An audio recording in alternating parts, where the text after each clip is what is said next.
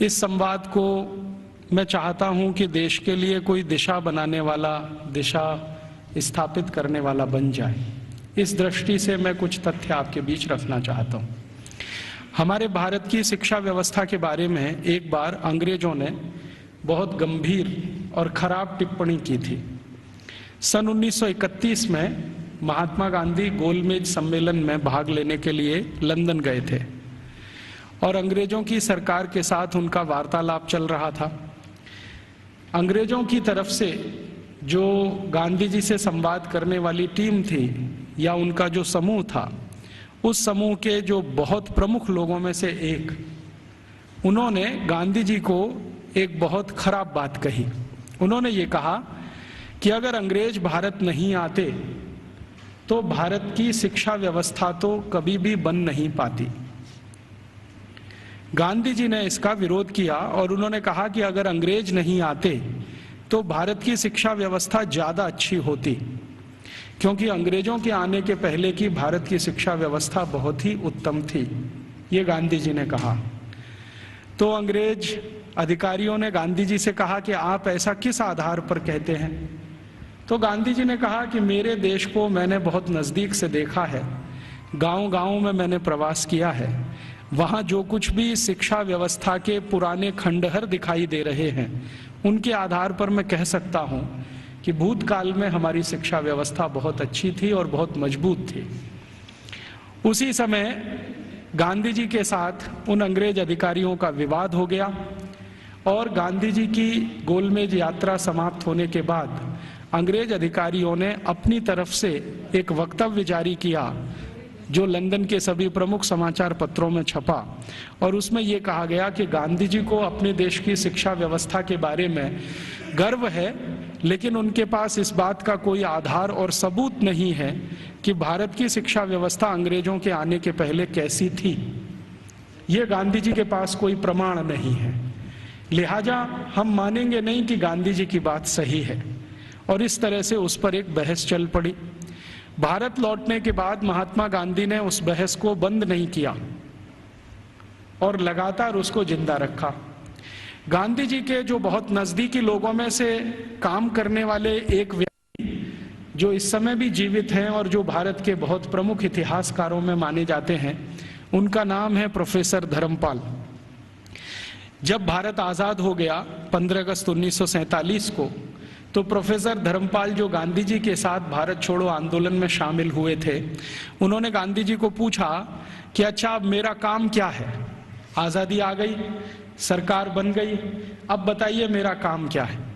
तो गांधी जी ने कहा कि देखो, मैं 1931 में गोलमेज सम्मेलन में लंदन गया था। उस समय अंग्रेज अधिकारियों ने मुझे ये कहा था कि भारत में अंग्रेज अगर नहीं आते तो भारत की शिक्षा व्यवस्था तो कुछ भी नहीं होती। मुझे ये बात सही नहीं लगती, लेकिन मेरे पास इसको साबित करने के लिए कोई प्रमाण नहीं है। मैं तुमसे उम्मीद रखता हूं कि तुम भारत की शिक्षा व्यवस्था के बारे में जितने भी संभव हों प्रमाण इकट्ठे करो, दस्तावेज इकट्ठे करो, तथ्य इकट्ठे करो और उसके आधार पर ये सत्य साबित करो कि अंग्रेजों से आने के पहले की भारत की शिक्षा व्यवस्था कैसी थी। धर्मपाल जी ने गांधी जी के इस वाक्य को या गांधी जी के इस कथन को अपने जीवन का उद्देश्य बना लिया और वो भारत छोड़कर लंदन चले गए। लंदन के बाद दुनिया के कई देशों में घूमते रहे, फ्रांस में रहे, जर्मनी में रहे, यूरोप के देशों में 40 साल उन्होंने अध्ययन और अध्यापन किया। बहुत समय तक वो पढ़ाते रहे, जीविका चलाने के लिए, कुछ पैसा बनाने के लिए, लेकिन मूल उद्देश्य ये था कि भारतीय शिक्षा व्यवस्था कैसी थी अंग्रेजों के आने के पहले, उसके प्रमाण एकत्रित करना, दस्तावेज एकत्रित करना और उनके आधार पर कोई अधिकार पूर्वक बात कहना। श्री धर्मपाल जी के 40 साल के अथक प्रयासों से कुछ हजार दस्तावेज मिले जो अलग अलग स्थानों से उन्होंने लिए। उनका एक साथ जब बैठकर विश्लेषण किया तो पता चला कि अंग्रेजों के आने के पहले की शिक्षा व्यवस्था बहुत ही अच्छी थी। अभी थोड़े दिन पहले हमारे देश में एक घटना घटित हुई, वो इससे बहुत जुड़ी हुई है जो मैं कहने जा रहा हूं। हमारे देश के जो वर्तमान प्रधानमंत्री हैं डॉक्टर मनमोहन सिंह, ये थोड़े दिन पहले ऑक्सफोर्ड विश्वविद्यालय में गए थे और इनको ऑक्सफोर्ड विश्वविद्यालय ने मानद डॉक्टरेट की उपाधि दी थी। जिस दिन ये समारोह आयोजित हुआ था उस दिन मैंने उसका लाइव टेलीकास्ट देखा था, सीधा प्रसारण। और उस सीधे प्रसारण में लगभग मैं 2-2.5 घंटे बैठा रहा टीवी के सामने, देखता रहा कि क्या क्या हो रहा है। उस कार्यक्रम में 40 मिनट का तो व्याख्यान हुआ डॉक्टर मनमोहन सिंह का, और उसके अलावा कुछ दूसरी औपचारिकताएं हुई। मनमोहन सिंह जी ने जो व्याख्यान दिया इस ऑक्सफोर्ड विश्वविद्यालय के पदवी ग्रहण समारोह में, वो बहुत ही तकलीफ देने वाला था और किसी भी स्वाभिमानी भारतीय नागरिक को नीचा दिखाने वाला था। उन्होंने अपने व्याख्यान की शुरुआत ही यहाँ से की कि हम अंग्रेजों के बहुत आभारी हैं जो उन्होंने भारत में आकर अपनी सरकार बनाई। हम अंग्रेजों के बहुत आभारी हैं जो उन्होंने भारत में आकर शिक्षा व्यवस्था दी। हम अंग्रेजों के बहुत आभारी हैं जो उन्होंने भारत में आकर न्याय व्यवस्था स्थापित की। हम अंग्रेजों के बहुत आभारी हैं कि उन्होंने भारतीय लोगों को विज्ञान सिखाया। हम अंग्रेजों के बहुत आभारी हैं कि उन्होंने भारतीय नागरिकों को विज्ञान और तकनीकी का अंतर समझाया। हम अंग्रेजों के बहुत आभारी हैं कि उन्होंने अंग्रेजी भाषा हमें बताई। और ऐसा ही वो 40 मिनट बोलते रहे। अगले दिन क्या हुआ, लंदन के सभी समाचार पत्रों में हमारे भारत के प्रधानमंत्री डॉक्टर मनमोहन सिंह का ये वक्तव्य छपा, और इस वक्तव्य के साथ सभी समाचार पत्रों में संपादकीय टिप्पणी भी छपी। और ज्यादातर समाचार पत्रों के संपादकीय में ये लिखा गया कि हमारे देश के एक पूर्व प्रधानमंत्री विंस्टन चर्चिल ने सन 1945 में भारत के बारे में ये कह दिया था कि ये देश आजाद होने लायक देश नहीं है। और भारत के प्रधानमंत्री डॉक्टर मनमोहन सिंह ने कल लंदन में व्याख्यान देकर ये सिद्ध कर दिया कि भारत आजादी के इतने साल के बाद भी अभी मानसिक रूप से गुलाम है। जिस देश का प्रधानमंत्री अभी भी अंग्रेजों के गुणगान करता हो, उस देश की प्रजा की मानसिक गुलामी की स्थिति क्या होगी इसका अंदाजा हम लगा सकते हैं। वगैरह वगैरह खूब लंबी संपादकीय टिप्पणी उस पर की गई। मेरे कुछ दोस्तों ने वो संपादकीय टिप्पणियां अलग अलग अखबारों से काट कर भेज दिया। उसके बाद मैंने डॉक्टर मनमोहन सिंह के लिए एक पत्र लिखा जो लगभग 250 पेज का है। वो पत्र नहीं, एक किताब हो गई। और मैंने उनसे कहा कि हमें बड़ी शर्म आती है कि आप भारत के प्रधानमंत्री हैं जो भारत के बारे में कुछ भी नहीं जानते। हमें शर्म आती है कि आप भारत के ऐसे प्रधानमंत्री हैं जिन्होंने भारतीयता का कुछ समझने की भी जीवन में कोशिश नहीं की है। भारत अंग्रेजों के पहले कैसा था, भारत की शिक्षा अंग्रेजों के पहले कैसी थी, भारत की तकनीकी और विज्ञान अंग्रेजों के पहले कैसा था, हमारा भारत अंग्रेजों के पहले उद्योग और व्यापार में किस स्थान पर दुनिया में टिका हुआ था, ये सब बातें अगर आप दस्तावेजों के आधार पर जरा समझें और जानें तो बहुत अच्छा होगा। आप अगली बार ऐसा गुलामी का वक्तव्य देने से बचेंगे। आपको सुनकर हैरानी होगी कि मैंने ये जो पत्र लिखा, ये पत्र मनमोहन सिंह के कार्यालय में पहुंचा और एक लाइन का उत्तर आया कि आपका पत्र मिला और हम उसको कार्यवाही के लिए भेज रहे हैं। अब कहां भेज रहे हैं कार्यवाही के लिए? मैंने तो लिखा था हमारे देश के प्रधानमंत्री को, और उसमें पत्र तो एक ही पन्ने का था, बाकी 249 पन्ने के तो दस्तावेज जो ये सिद्ध करने के लिए मैंने उनके पास भेजे कि आप पहले इन दस्तावेजों को पढ़ें और देखें कि अंग्रेजों के आने के पहले का भारत कैसा था। शिक्षा व्यवस्था के स्तर पर, तकनीक और विज्ञान के स्तर पर, उद्योग और व्यापार के स्तर पर, हर स्तर पर, चिकित्सा व्यवस्था के स्तर पर, जहां तक भी संभव हो मैंने उसमें जानकारी दी। उसमें से एक हिस्से की छोटी जानकारी मैं आपसे भी शेयर करना चाहता हूं कि भारत की शिक्षा व्यवस्था कैसी थी, और जिस समय हमारी शिक्षा व्यवस्था ऐसी थी उस समय यूरोप की शिक्षा व्यवस्था कैसी थी। भारत की शिक्षा व्यवस्था के बारे में सबसे ज्यादा काम जिन्होंने किया है वो कुछ अंग्रेज ही है। एक अंग्रेज अधिकारी भारत में आया जो लगभग 40 साल यहां रहा, उसका नाम था विलियम एडम। विलियम एडम बहुत उच्च स्तर का अधिकारी था। अंग्रेजों की जो संसद का एक हिस्सा है हाउस ऑफ लॉर्ड्स, उसमें बहुत दिनों तक वो सांसद था और भारत में उसको बहुत उच्च स्तर का अधिकारी बनाकर भेजा गया था। उसकी हैसियत इतनी बड़ी थी कि वो भारत में आकर अगर गवर्नर को या वायसराय को कोई सुझाव दे दे तो वॉयसराय उसको कानून बनाने के लिए मजबूर होता था। विलियम एडम इस स्तर का अधिकारी था। उस विलियम एडम के नीचे काम करने वाले कुछ अधिकारी थे, जिनमें से एक था मैकॉले, टीवी मैकॉले। मैकॉले की तो आपने बार बार चर्चा सुनी है, बार बार नाम भी सुना है, लेकिन विलियम एडम के बारे में शायद आप में से कम लोग जानते होंगे, क्योंकि ये मैकॉले का बॉस था। मैकॉले भारत में शिक्षा व्यवस्था के बारे में जितना भी अभ्यास करता था, वो अपने इमीडिएट बॉस विलियम एडम को भेजता था। तो विलियम एडम ने भारत की शिक्षा व्यवस्था पर एक रिपोर्ट तैयार की, और वो रिपोर्ट लगभग 1700 कुछ पन्ने की है, 1780 पन्ने हैं उस रिपोर्ट में। वो रिपोर्ट संसद में पेश की गई। संसद माने अंग्रेजों की संसद में, हाउस ऑफ कॉमन्स में पेश की गई, और इस रिपोर्ट के आधार पर अंग्रेजों को पता चला कि भारत की शिक्षा व्यवस्था कैसी है। विलियम एडम की रिपोर्ट में से कुछ तथ्य मैं आपको देता हूं जो इस समय अंग्रेजी संसद के रिकॉर्ड्स पर हैं। आप जानते हैं कि हाउस ऑफ कॉमन्स और हाउस ऑफ लॉर्ड्स में जो भी बहस होती है वो सभी रिकॉर्ड में रहती है, और जो रिकॉर्ड में आ जाती है वो उनका डॉक्यूमेंट्स बन जाती है, दस्तावेज बन जाती है। और फिर ब्रिटिश पार्लियामेंट की एक प्रेस है जिसको हंसार्ड कहते हैं, वो जरूरत पड़ने पर समय समय पर ये डॉक्यूमेंट्स को प्रकाशित करती रहती है।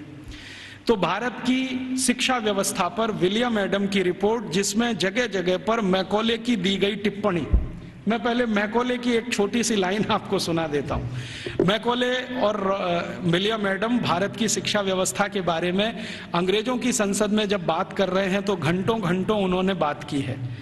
एक दिन ये टीवी मैकॉले 2 फरवरी सन 1835 को ब्रिटिश पार्लियामेंट के हाउस ऑफ कॉमन्स में खड़ा होकर भाषण दे रहा है और कह रहा है कि मैंने भारत का उत्तर, दक्षिण, पूरब, पश्चिम पूरा इलाका घूम लिया है।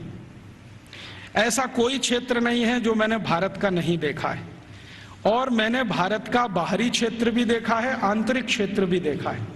देखने के बाद मैं जो कह रहा हूं आप उस पर विश्वास नहीं करेंगे, लेकिन जो सत्य है वो मैं आपको कहूंगा, उसको मैं अपने अंदर रोक नहीं सकता। सत्य क्या कह रहा है?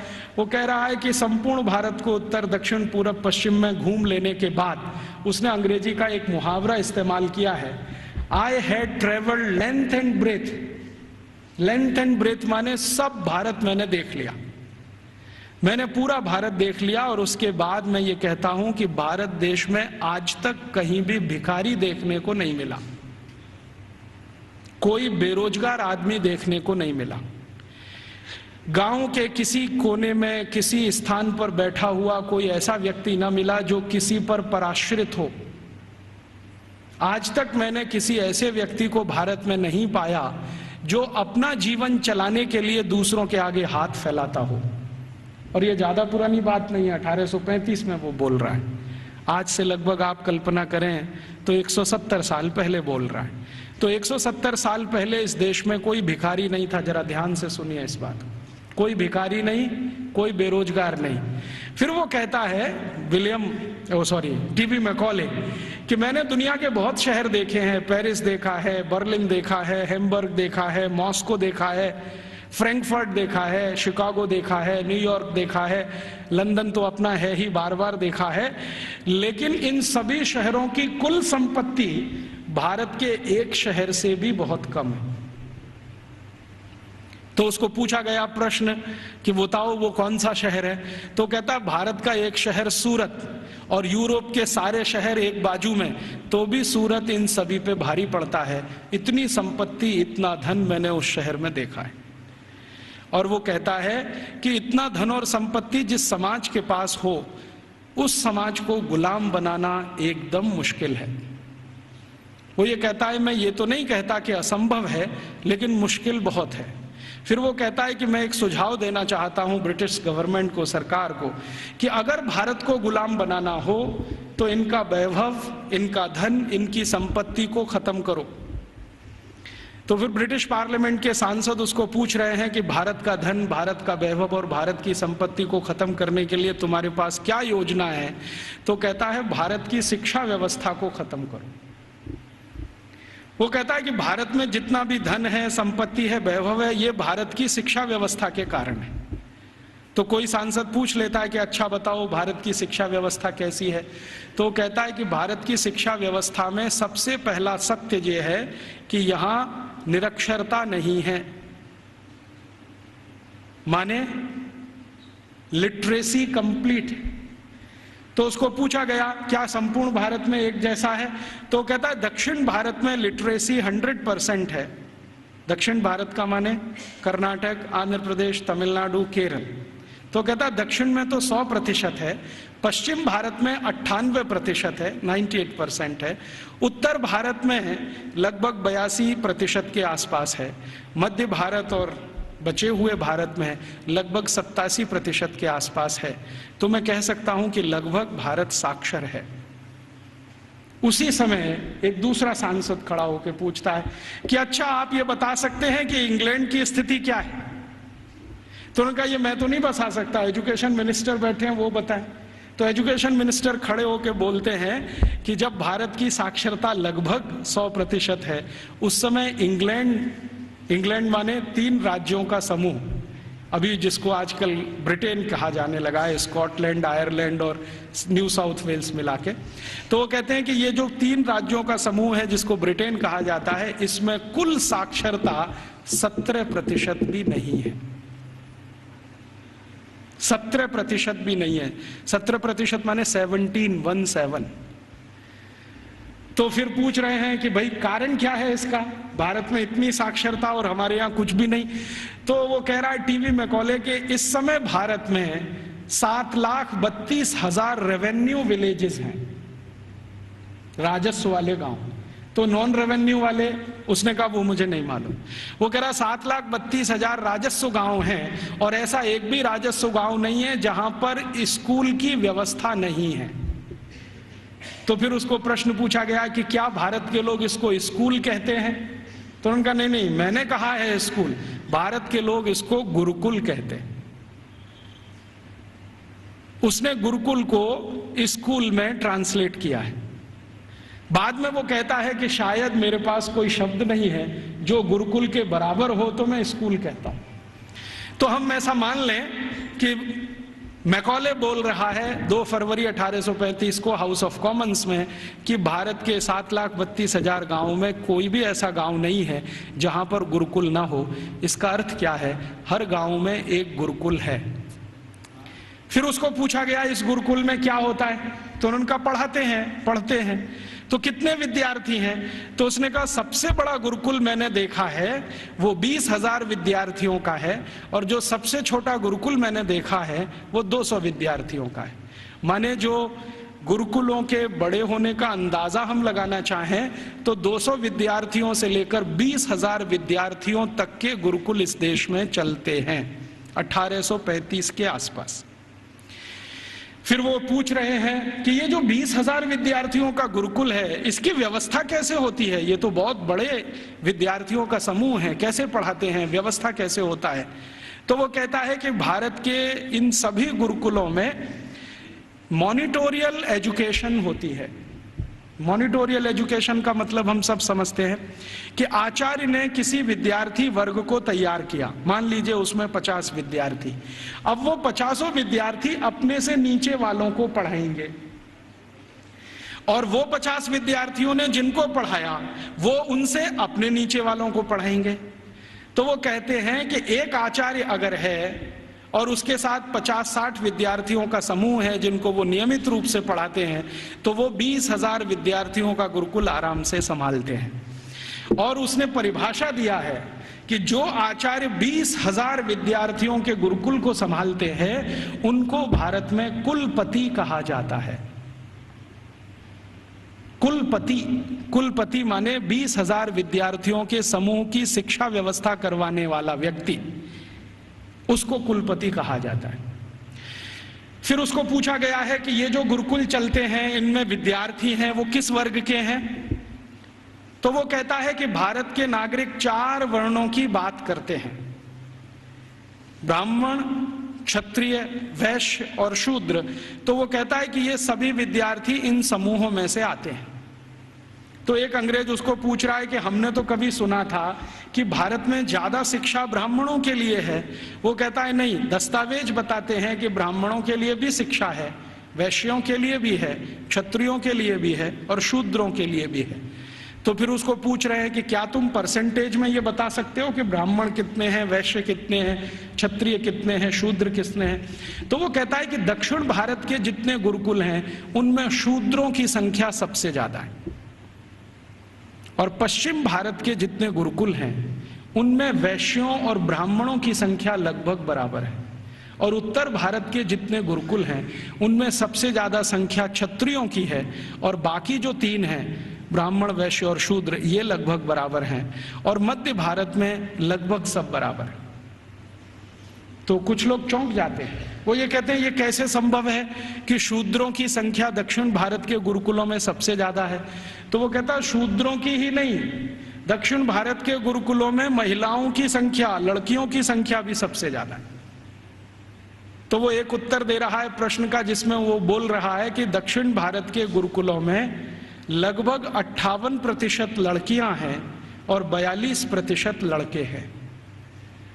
तो फिर उसको पूछा गया ये कैसे संभव हो रहा है भारत में? तो कहता है कि इट क्वाइट नेचुरल, ये स्वाभाविक है, क्योंकि दक्षिण भारत में महिलाओं की संख्या, लड़कियों की संख्या लड़कों से ज्यादा है। और वो कह रहा है वैसे तो भारत में सभी जगह लड़कियों की संख्या लड़कों से ज्यादा है, और आप जानते हैं कि 1881 में अंग्रेजों ने जब पहला सेंसस कराया, पहला जनसंख्या सर्वेक्षण कराया, तो उसमें भी रेशियो यही निकलता है, महिलाएं लगभग 53% हैं और 47% पुरुष हैं। तो वो कह रहा है कि गुरुकुलों में दक्षिण में लड़कियां बहुत ज्यादा पढ़ती हैं। फिर वो पूछ रहा है कि इन लड़कियों को पढ़ाने के लिए जो अध्यापक हैं, तो वो कहता है कि वो सब महिलाएं ही हैं। लड़कों को पढ़ाने के लिए पुरुष हैं, लड़कियों को पढ़ाने के लिए महिलाएं हैं। तो फिर उससे पूछा जा रहा है कि ये जो अध्यापक पढ़ाते हैं इनके लिए कोई ट्रेनिंग सेंटर है क्या? तो वो कह रहा है कि सभी गुरुकुलों के साथ उच्च अध्ययन केंद्र जुड़े हुए हैं जहां पर इन अध्यापकों को तैयार किया जाता है, और तैयार होने के बाद वो गुरुकुलों में पढ़ाने का काम शुरू कर देते हैं। हर गुरुकुल के साथ एक उच्च अध्ययन केंद्र है। फिर उसके साथ पूछा जा रहा है कि अच्छा ये बताओ भारत के इन स्कूलों में, माफ करो गुरुकुलों में क्या विषय पढ़ाए जाते हैं? तो वो गिना रहा है कि 18 विषय पढ़ाए जाते हैं, 18 विषय पढ़ाए जाते हैं। सबसे ज्यादा किस विषय पर जोर दिया जाता है? तो वो कहता है कि भारत के गुरुकुलों में सबसे ज्यादा गणित पढ़ाया जाता है। तो ये गणित कौन सा पढ़ाया जाता है? तो वो कहता है वैदिक गणित पढ़ाया जाता है। तो फिर अंग्रेज पूछ रहे हैं कि हमारे यहाँ एक कॉमर्शियल मैथमेटिक्स है, तो उनका भारत वाले उसको पढ़ते नहीं है और उसमें उनकी ज्यादा रुचि भी नहीं है, वो वैदिक मैथमेटिक्स में ज्यादा रुचि लेते हैं। फिर दूसरा कौन सा विषय है जो सबसे ज्यादा पढ़ाया जाता है गणित के बाद? तो कहता दूसरा सबसे बड़ा विषय है खगोल शास्त्र, इसको सब भारतवासी पढ़ते हैं। फिर तीसरा कौन सा विषय है? तो वो कहता है मेटलर्जी, माने धातु विज्ञान। फिर चौथा कौन सा विषय है? तो वो कहता है कि कारीगरी, कारीगरी माने जो विभिन्न तरह की कारीगरियां गांव में रहती हैं। हमारे सभी गांवों में 18 तरह के कारीगर होते हैं, कोई लोहे का काम करने वाला, कोई लकड़ी का काम करने वाला, कोई बांस का काम करने वाला, कोई मिट्टी का काम करने वाला। तो वो कह रहा है कि सभी गुरुकुलों में ये कारीगरी पढ़ाई जाती है, 18 विषय उसमें अलग हैं। फिर वो पूछ रहा है कि इसके आगे के विषय बताओ, तो कहते हैं वो कि एस्ट्रोफिजिक्स पढ़ाते हैं। एस्ट्रोफिजिक्स समझते हैं, मॉडर्न साइंस का विषय है, और भारत में 1835 में सभी गुरुकुलों में ये पढ़ाया जाता है एस्ट्रोफिजिक्स। फिर और क्या पढ़ाते हैं? तो कहते हैं रसायन शास्त्र पढ़ाते हैं। रसायन शास्त्र के साथ और क्या पढ़ाते हैं? तो कहता है चिकित्सा शास्त्र पढ़ाते हैं। चिकित्सा शास्त्र में क्या विषय हैं? तो वो कहता है औषधि विज्ञान एक है और शल्य क्रिया दूसरा है, माने सर्जरी है और मेडिसिन है, और ऐसे ऐसे करके वो 18 विषय को गिनाता है। तो फिर वो पूछते हैं कि कैसे संभव है कि भारत के विद्यार्थी ये 18 विषय पढ़ लेते हैं। तो वो बताता है कि भारत के विद्यार्थियों को गुरुकुल में जब प्रवेश मिलता है तो वो सामान्य रूप से 5 वर्ष के होते हैं, और जब वो गुरुकुल से पढ़कर निकलते हैं तो उनकी उम्र 21 और 22 वर्ष की होती है। लगभग उनको इतना समय मिलता है 15 साल का, जितने में वो सब पढ़ लेते हैं। तो फिर उनको पूछा गया कि ये विषय कैसे पढ़ाए जाते हैं, रोज पढ़ाए जाते हैं? तो उसने कहा नहीं, रोज नहीं पढ़ाए जाते, एक एक करके पढ़ाए जाते हैं। एक एक करके पढ़ाए जाते हैं माने एक विषय लिया और उसको पूरे 1 साल पढ़ाया, या 8 महीने पढ़ाया, या 9 महीने पढ़ाया। जब वो पूरा हो गया तब उसको छोड़ा, फिर दूसरा विषय लिया, फिर तीसरा विषय लिया। ऐसे करके 15-16 साल में सब विषय पढ़ाए जाते हैं। फिर वो पूछ रहा है परीक्षा कैसे होती है? तो उनका भारत में परीक्षा होती नहीं है, परीक्षा नहीं होती है। तो कैसे पता चलता है?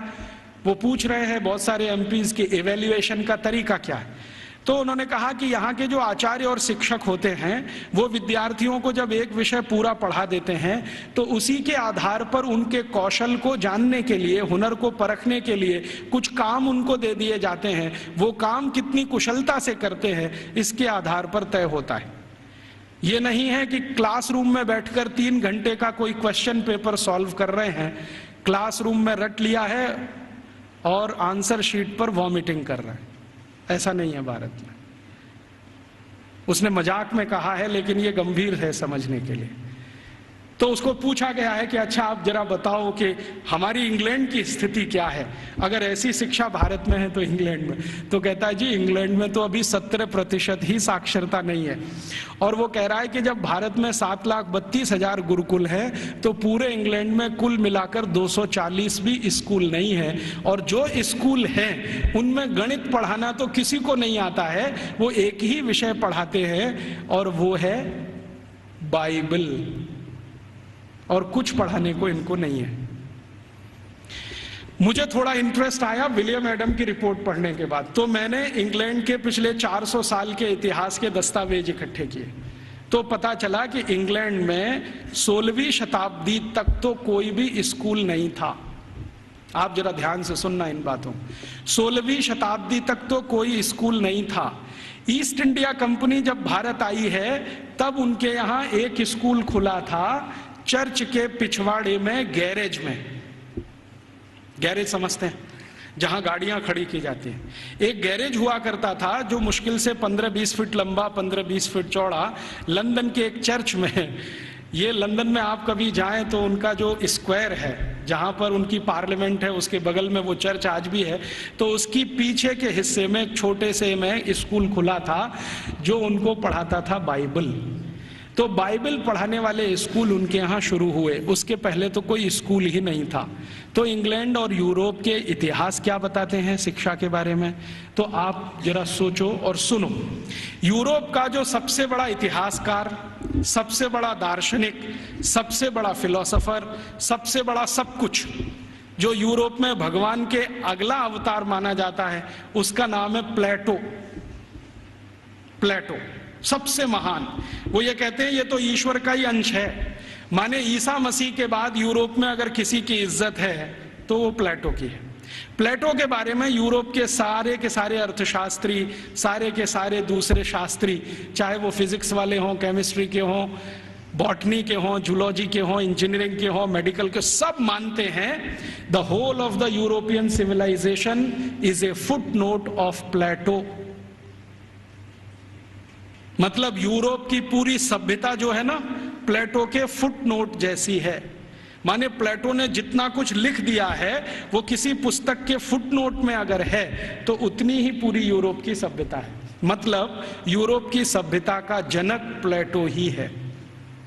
प्लेटो ने अपनी जिंदगी में कई महत्वपूर्ण पुस्तकें लिखी हैं, उनमें से 2 का जिक्र करता हूं। एक पुस्तक उसकी जो दुनिया में सबसे ज्यादा चर्चित हुई है, द रिपब्लिक, गणतंत्र, और दूसरी पुस्तक जो बहुत चर्चित है पूरी दुनिया में, लॉज, LAWS, लॉज।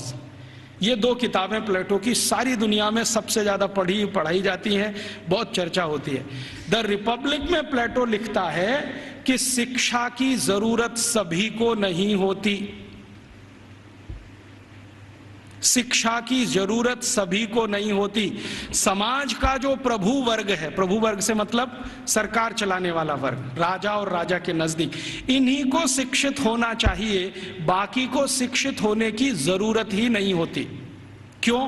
तो वो कहता है कि राजा और राजा के नजदीक का जो वर्ग है उसको आदेश देना है, बाकी को तो सब उस आदेश का पालन करना है। तो जो आदेश के पालन करता है उनको शिक्षित होने की क्या जरूरत है? शिक्षा की जरूरत तो सिर्फ राजा को है और राजा के नजदीकी लोगों को।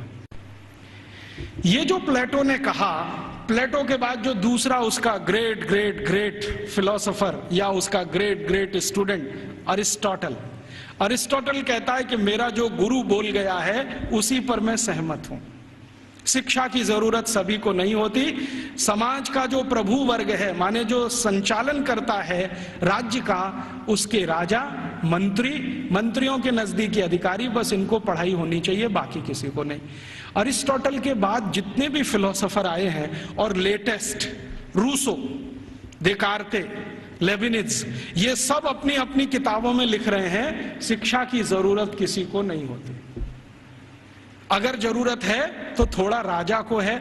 माने यूरोप में प्लेटो के समय से चली हुई विचारधारा आज 18वीं शताब्दी के सभी दार्शनिकों तक सतत चली आई है। शिक्षा सबके लिए नहीं है, सिर्फ राजा के लिए और प्रजा के लिए। प्रजा को जरूरत नहीं है शिक्षा की, राजा के नजदीकी लोगों को जरूरत है। तो फिर ये शिक्षा कैसे पूर्ति की जाए? तो प्लेटो लिखता है रिपब्लिक पुस्तक में ही कि राजा को अगर अपने बच्चों को शिक्षा दिलवानी है या खुद को शिक्षा लेनी है या उसके मंत्रियों को शिक्षा दिलवानी है तो इसके लिए स्कूल नहीं चाहिए। कोई शिक्षक को पकड़ लाइए, राजा को महल में आके पढ़ा देगा। कोई शिक्षक को पकड़ लाइए, राजा के बच्चों को उसके घर में पढ़ा देगा। कोई शिक्षक को पकड़ लाइए, मंत्रियों को वहां पढ़ा देगा। स्कूल की क्या जरूरत है? तो फिर प्लेटो को कई बार पूछे जाने वाले प्रश्नों में से एक है कि स्कूल क्यों नहीं चाहिए? तो कहता है ये फालतू का खर्चा है। वो ये कहता है स्कूल बनाने से अच्छा है एक बनाओ ऐसा स्थान जहां पर मनोरंजन हो सके। स्कूल की क्या जरूरत है? घर में आके कोई पढ़ा देगा, क्या जरूरत है स्कूल की? तो इसलिए इंग्लैंड में, इंग्लैंड के पड़ोसी फ्रांस में, जर्मनी में, स्वीडन में, स्विट्जरलैंड में 16वीं 17वीं शताब्दी तक एक भी स्कूल नहीं खोला गया। बाद में क्या हुआ, क्रिश्चियनिटी का असर जैसे जैसे बढ़ा यूरोप में, आप जानते हैं कि क्रिश्चियनिटी यूरोप में 2000 साल पहले ही आई है। उसके पहले यूरोप क्रिश्चियन नहीं था। यूरोप की छोटी छोटी जातियां, जनजातियां होती थीं जो 1000 से ज्यादा हैं, समूह हैं छोटे छोटे, वो अपना अपना धर्म और संस्कृति माना करते थे। उनके यहाँ ईसाइयत क्या होती है मालूम नहीं। 2000 साल से ईसाइयत आई है। तो जब ईसाइयत का बहुत प्रचार हुआ और समाज और ईसाइयत के बीच में संघर्ष हुआ, तब उन्होंने बाइबल स्कूल्स शुरू किए और वो बाइबल स्कूल पूरे इंग्लैंड में फैले, फ्रांस में, जर्मनी में फैले। तो वो कह रहा है टीवी में कोले कि हमारे यहाँ तो कुछ स्कूल चलते हैं, वहां सिर्फ बाइबल पढ़ाई जाती है और कुछ नहीं पढ़ाया जाता, और बाइबल भी पढ़ाई जाती है तो संडे को पढ़ाई जाती है, बस मंडे से सैटरडे छुट्टी रहती है। और उन स्कूलों को इंग्लैंड के दस्तावेजों में संडे स्कूल्स कहा जाता है। और ये स्कूल शुरू हुए हैं और आज तक चल रहे हैं। आप यूरोप में कहीं भी जाइए, संडे स्कूल्स आपको मिलेंगे जहां पर आप बाइबल पढ़ सकते हैं। बाइबल में न्यू टेस्टामेंट पढ़ाते हैं, ओल्ड टेस्टामेंट पढ़ाते हैं, 2 ही चीजें पढ़ाते हैं, इसके अलावा कुछ नहीं। गणित क्या होता है, फिजिक्स क्या होती है, केमिस्ट्री क्या होती है, मेटलर्जी क्या होती है, सर्जरी क्या होती है, मेडिसिन साइंस, ये कुछ उनको 18वीं शताब्दी तक मालूम नहीं है। ऐसा गरीब देश है इंग्लैंड और उनकी ऐसी शिक्षा व्यवस्था है। जो उनका पहला स्कूल खुला है जिसमें मुश्किल से 250 स्क्वायर फीट की जगह है, उसमें उन्होंने पहली ही बार में 250 विद्यार्थी ले लिए। अब 250 स्क्वायर फीट में 250 विद्यार्थी कैसे बैठते होंगे, कल्पना कर लो आप, कितना स्पेस होगा उनके पास। एक शब्द इस्तेमाल होता है अंग्रेजों के यहां, ब्रीदिंग स्पेस। ब्रीदिंग स्पेस भी नहीं है। वो कह रहा है मैकॉले कि हमारे तो बाइबल स्कूलों में ब्रीदिंग स्पेस भी नहीं है, माने हर विद्यार्थी को घिचपिच में बैठना पड़ता है, जगह नहीं है उनके पास। लेकिन भारत के एक एक गुरुकुल तो 5-5 हेक्टेयर में बने हुए हैं। 1 हेक्टेयर में लगभग 5 एकड़ होते हैं, 25 एकड़ में गुरुकुल बने हुए हैं। और वो कह रहा है कि भारत के बहुत सारे गुरुकुल रेजिडेंशियल हैं, जहां पर विद्यार्थियों को रहने और खाने की व्यवस्था है, और कुछ गुरुकुल ऐसे हैं जो डे स्कूल की तरह से चलते हैं। विद्यार्थी सुबह आते हैं, शाम को पढ़ के अपने घर वापस जाते हैं। फिर उसको पूछा जाता है कि भारत के विद्यार्थियों को ये सारी की सारी जो शिक्षा दी जाती है, इसका कोई वर्गीकरण है, क्लासिफिकेशन है? तो वो बहुत सुंदर उत्तर दे रहा है, जो हमें इस पे रिसर्च आज जरूरी है करना। वो ये कह रहा है कि भारत के विद्यार्थियों को 2 चीजें पढ़ाई जा रही हैं, एक तो शिक्षा है, दूसरी विद्या है। अब वो कहता है कि मुझे समझ में नहीं आता शिक्षा कौन सी है, विद्या कौन सी है। लेकिन मैं जितने भी गुरुकुलों में गया हूं, पूछता हूं क्या पढ़ते हो, तो कुछ विद्यार्थी कहते हैं हम शिक्षा ले रहे हैं, कुछ कहते हैं हम विद्या ले रहे हैं। ये विद्या क्या है, शिक्षा क्या है, मुझे समझ में नहीं आता, लेकिन ये हर गुरुकुल में मुझे सुनाई देता है। हमको समझना चाहिए कि शिक्षा और विद्या ये 2 अलग चीजें होती हैं। आज के समय में हमने इन दोनों का खिचड़ी बना दिया है, और ऐसा खिचड़ी बना दिया है कि उसमें से चावल और मूंग की दाल को बीन पाना ही बड़ा मुश्किल हो गया है। नाम सब है विद्यालय और काम कर रहे हैं शिक्षालय का, है कि नहीं? कोई भी विद्यालय ले लो, 1 2 3 नाम विद्यालय, विद्यालय महाविद्यालय, ये विद्यालय, काम सब शिक्षालय का कर रहे हैं, नाम विद्यालय रखा हुआ है। ऐसा घालमेल कर दिया। शायद ये मैकॉले का असर है, क्योंकि मैकॉले को शिक्षा और विद्या में अंतर नहीं मालूम था, हमें भी नहीं मालूम है। हम जानते नहीं है कि विद्या क्या होती है और शिक्षा क्या होती है। विद्या जो है ना, अपनी जिंदगी को अध्यात्म के रास्ते पर ले जाने वाली, अपने जीवन को ऊंचा उठाने वाली, आत्मा का परमात्मा से मेल कराने वाली, मनुष्य शरीर छूटने के बाद हमारी आत्मा परमात्मा से मिल जाए, इन सब बातों को सिखाने वाली, धर्म क्या है, अधर्म क्या है, न्याय क्या है, अन्याय क्या है, श्रेय क्या है, अश्रेय क्या है, छोड़ने वाला क्या है, ग्रहण करने लायक क्या है, ये सब ज्ञान देने वाली या विवेक देने वाली ये तो है विद्याएं। और बाकी हमने मैथमेटिक्स पढ़ लिया, हमने केमिस्ट्री पढ़ ली, हमने ये फिजिक्स पढ़ लिया, हमने ये कॉमर्स सीख लिया, हमने वो, ये है सब शिक्षा। तो कह रहा है कि भारत के सभी गुरुकुलों में विद्या है और शिक्षा है, लेकिन वो उसको इतना समझ में आ गया है कि ये जो विद्या है वो शिक्षा से ऊंची है। इसलिए भारत में गुरुकुल में जाने वाला सभी अपने को विद्यार्थी कहता है, शिक्षार्थी कोई नहीं कहता अपने को, क्योंकि मूल जो वो सीखने आया है वो कुछ और सीखने आया है। खाली गणित सीखने नहीं आया है, या खाली कॉमर्स सीखने नहीं आया, या खाली मेटलर्जी सीखने नहीं आया, विद्या सीखने आया। इसलिए विद्यार्थी कहलाना वो पसंद करता है अपने आप को।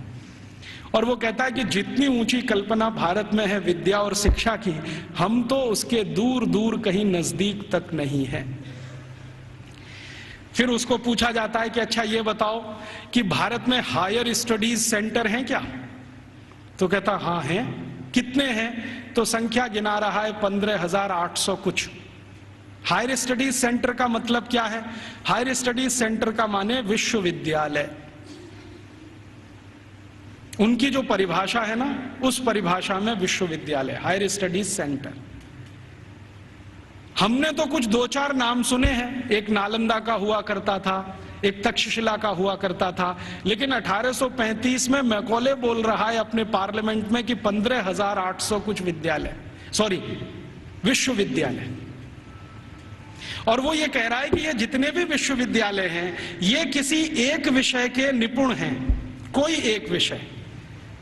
जैसे वो नाम लिख के बता रहा है, मेरे पास ये सब नाम है 15,800 और उसकी सीडी है। अगर एलसीडी प्रोजेक्टर हो तो मैं आपको दिखा सकता था। लैपटॉप मेरे पास अभी है, उसमें सब फीड किया हुआ है। एक विद्यालय है, माफ करिए विश्वविद्यालय है, अमरावती विश्वविद्यालय। अमरावती विश्वविद्यालय मशहूर है किस बात के लिए?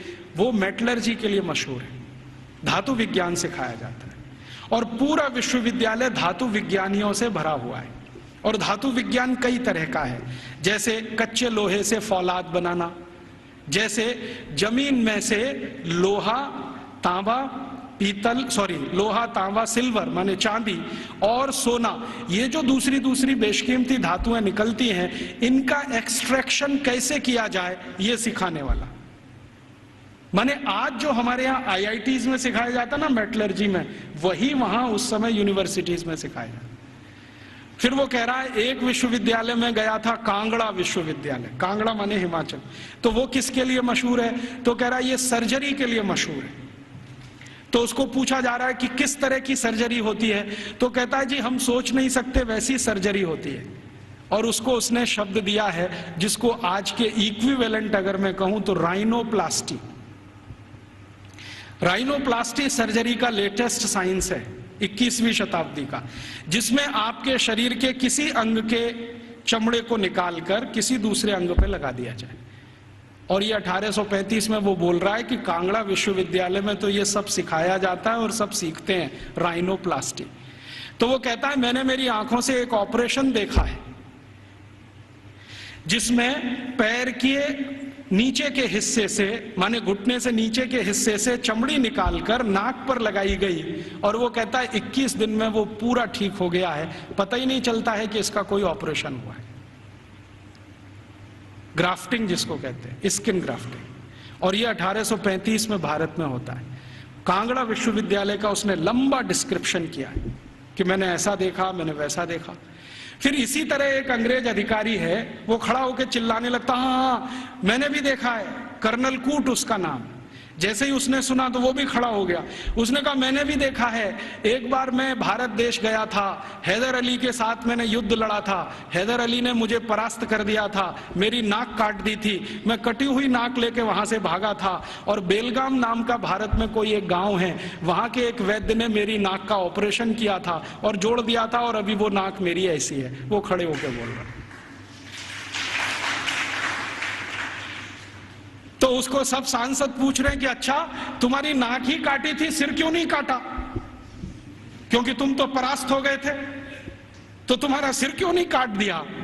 तो वो कहता है भारत के राजा बड़े दयालु हैं, उनके मन में बड़ी दया है, दुश्मन को भी पूरा मारते नहीं है, अंग भंग करके छोड़ देते हैं, और भारत में नाक कटना ही बहुत बड़ी बदनामी की बात है, हमारे यहां ऐसा कुछ। तो ये कर्नल कूट के जो कहे हुए और मैकॉले के कहे हुए इन दस्तावेजों से अंदाजा लगता है कि सर्जरी कोई बहुत ऊंचे स्तर की थी। फिर इन सर्जरी को करने वाले जो आचार्य होते थे, उन आचार्यों के उपकरण कैसे हैं उसका वो डिस्क्रिप्शन कर रहा है। और आपको सुनकर आश्चर्य होगा कि सामान्य रूप से सर्जरी का एक आचार्य माने आज का MS मास्टर ऑफ सर्जरी, उस जमाने का आचार्य, तो वो कहते हैं कि सामान्य रूप से एक आचार्य के पास कम से कम 500 इंस्ट्रूमेंट्स तो होते ही हैं। वो कहता है 20 तरह की तो उनके पास क्लिप्स हैं, ये जो 2 वाली होती है ना पकड़ के, 20 तरह की, और सभी उच्च स्तर के लोहे से बनी हुई, जिनमें कभी जंग नहीं लगता। फिर वो कहता है भारतवासी बिना जंग का लोहा बनाना तो 10वीं शताब्दी से जानते हैं, हमने उनसे ही सीखा है, हमको लोहा बनाने की तकनीक भारत से ही आई है, और ऐसा लोहा बनाना जानते हैं जिसपे कभी जंग नहीं लगती। वो आज भी कभी देखना हो तो चले जाइए, मेहरौली का खंबा खड़ा हुआ है। वो कहता है इनको ऐसा लोहा बनाना आता है तो इंस्ट्रूमेंट अच्छे अच्छे बना लेते हैं। और वो एक मजे की बात कह रहा है कि जिस समय इंग्लैंड में हम चिकित्सा कराते हैं अपनी कोई बीमारी की, तो उस समय 1835 में इंग्लैंड में चिकित्सा क्या होती है जरा सुनिए, और यहाँ कोई एलोपैथी डॉक्टर हैं तो वो जरा ध्यान से सुने। 1835 में इंग्लैंड में चिकित्सा व्यवस्था होती है तो क्या है, एक ही चिकित्सा है उनके पास, हिप्पोक्रेटिस मेडिसिनल सिस्टम। एक हिप्पोक्रेटिस नाम का कोई आदमी हुआ इंग्लैंड में, ईसा से करीब 250 साल पहले, सॉरी ग्रीस में हुआ, इंग्लैंड में नहीं ग्रीस में हुआ। तो उसने कुछ सिद्धांत दिए हैं, वही सिद्धांत एलोपैथी का मूल आधार है, सारे के सारे सिद्धांत। तो हिप्पोक्रेटिस क्या कहता है, वो कहता है शरीर में कोई भी बीमारी घुस गई तो उसका एक ही कारण है कि रक्त आपका दूषित हो गया है। कोई भी बीमारी हो, सर्दी हो गई, जुकाम हो गया, बुखार आ गया, खांसी हो गई, आपको डायरिया हो गया, डिसेंट्री हो गई, लंग इन्फेक्शन, कुछ भी हो गया, तो हिप्पोक्रेटिस एक ही बात में डायग्नोसिस देता है कि आपका रक्त दूषित है। अब इस दूषित रक्त को निकालो शरीर में से, यही चिकित्सा। तो वो कहता है कि भारतवासी चिकित्सा कैसी करते हैं और हमारे डॉक्टर कैसी करते हैं। वो कहता है कि जब मुझे बुखार आता है और मैं किसी डॉक्टर के पास जाता हूं तो वो मेरी हाथ की नस काट देता है और उसमें से खून निकलने लगता है, और वो कहता है ये खून जब तक निकलेगा नहीं तब तक बुखार तुम्हारा खत्म होगा नहीं। कभी कभी मुझे डर लगता है कि खून के साथ जान ना निकल जाए मेरी। और वो ये कहता है कि भारत में जो चिकित्सा व्यवस्था है इतनी अद्भुत है कि कुछ बुखार आ जाए, कितने से भी कितना बुखार आ जाए, वो कुछ चूरन खिला देते हैं और अगले दिन बुखार ठीक हो जाता है। अच्छा, ये जो कहानी उसने कही है, ये कहानी जॉर्ज वॉशिंगटन ने भी कही है। आप जानते हैं जॉर्ज वॉशिंगटन अमेरिका के राष्ट्रपति, और बल्कि पहले राष्ट्रपति, सबसे पहले राष्ट्रपति, अमेरिका की आजादी के बाद सबसे पहले राष्ट्रपति जॉर्ज वॉशिंगटन। आपको मालूम है उनकी मृत्यु कैसे हुई? उनको आया बुखार। तो ये जो हिप्पोक्रेटिस मेडिसिनल सिस्टम है ना, हाँ, एक ही सिस्टम है उनके पास, हिप्पोक्रेटिस मेडिसिनल सिस्टम, जिस पर उनके आप बहुत थीसिस लिखे गए हैं, बहुत काम हुए। तो उनको आ गया बुखार, और बुखार हो गया बहुत 103 104 डिग्री। तो उनका डॉक्टर आया और उनके दोनों हाथों की नस काट गया, हाँ, और कहा कि ये खून बहने दो, अभी मैं सवेरे आऊंगा आपको देखने। तो दोनों हाथों की नस कटी और रात भर में इतना खून बह गया कि सवेरे जॉर्ज वॉशिंगटन मरे हुए मिले। ये है मॉडर्न एलोपैथिक सिस्टम। और मैकॉले कह रहा है कि जिस समय हम तो सिर्फ नस काट के खून निकाल के इलाज करते हैं, भारत के लोग पता नहीं क्या क्या जड़ी बूटियों से चूरन बनाते रहते हैं, पाउडर बनाते रहते हैं। और वो कहता है कि इनके कॉम्बिनेशन इतने परफेक्ट हैं कि 1-2 बार ही खाना पड़ता है, उसके बाद खाना ही नहीं पड़ता। फिर उसको पूछा गया, क्या तुमने कोई लिस्ट बनाई है ये जो चूरन में कॉम्बिनेशन है इसके?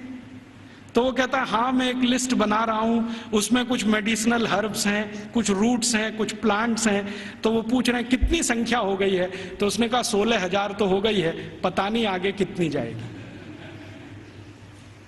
उस जमाने में तो कुछ लोग आश्चर्य से पूछ रहे हैं कि ये जो शिक्षा है, वहां चिकित्सा भी दे रहे हैं, सर्जरी भी दे रहे हैं, मेटलर्जी भी दे रहे हैं, वगैरह वगैरह, क्यों दे रहे हैं?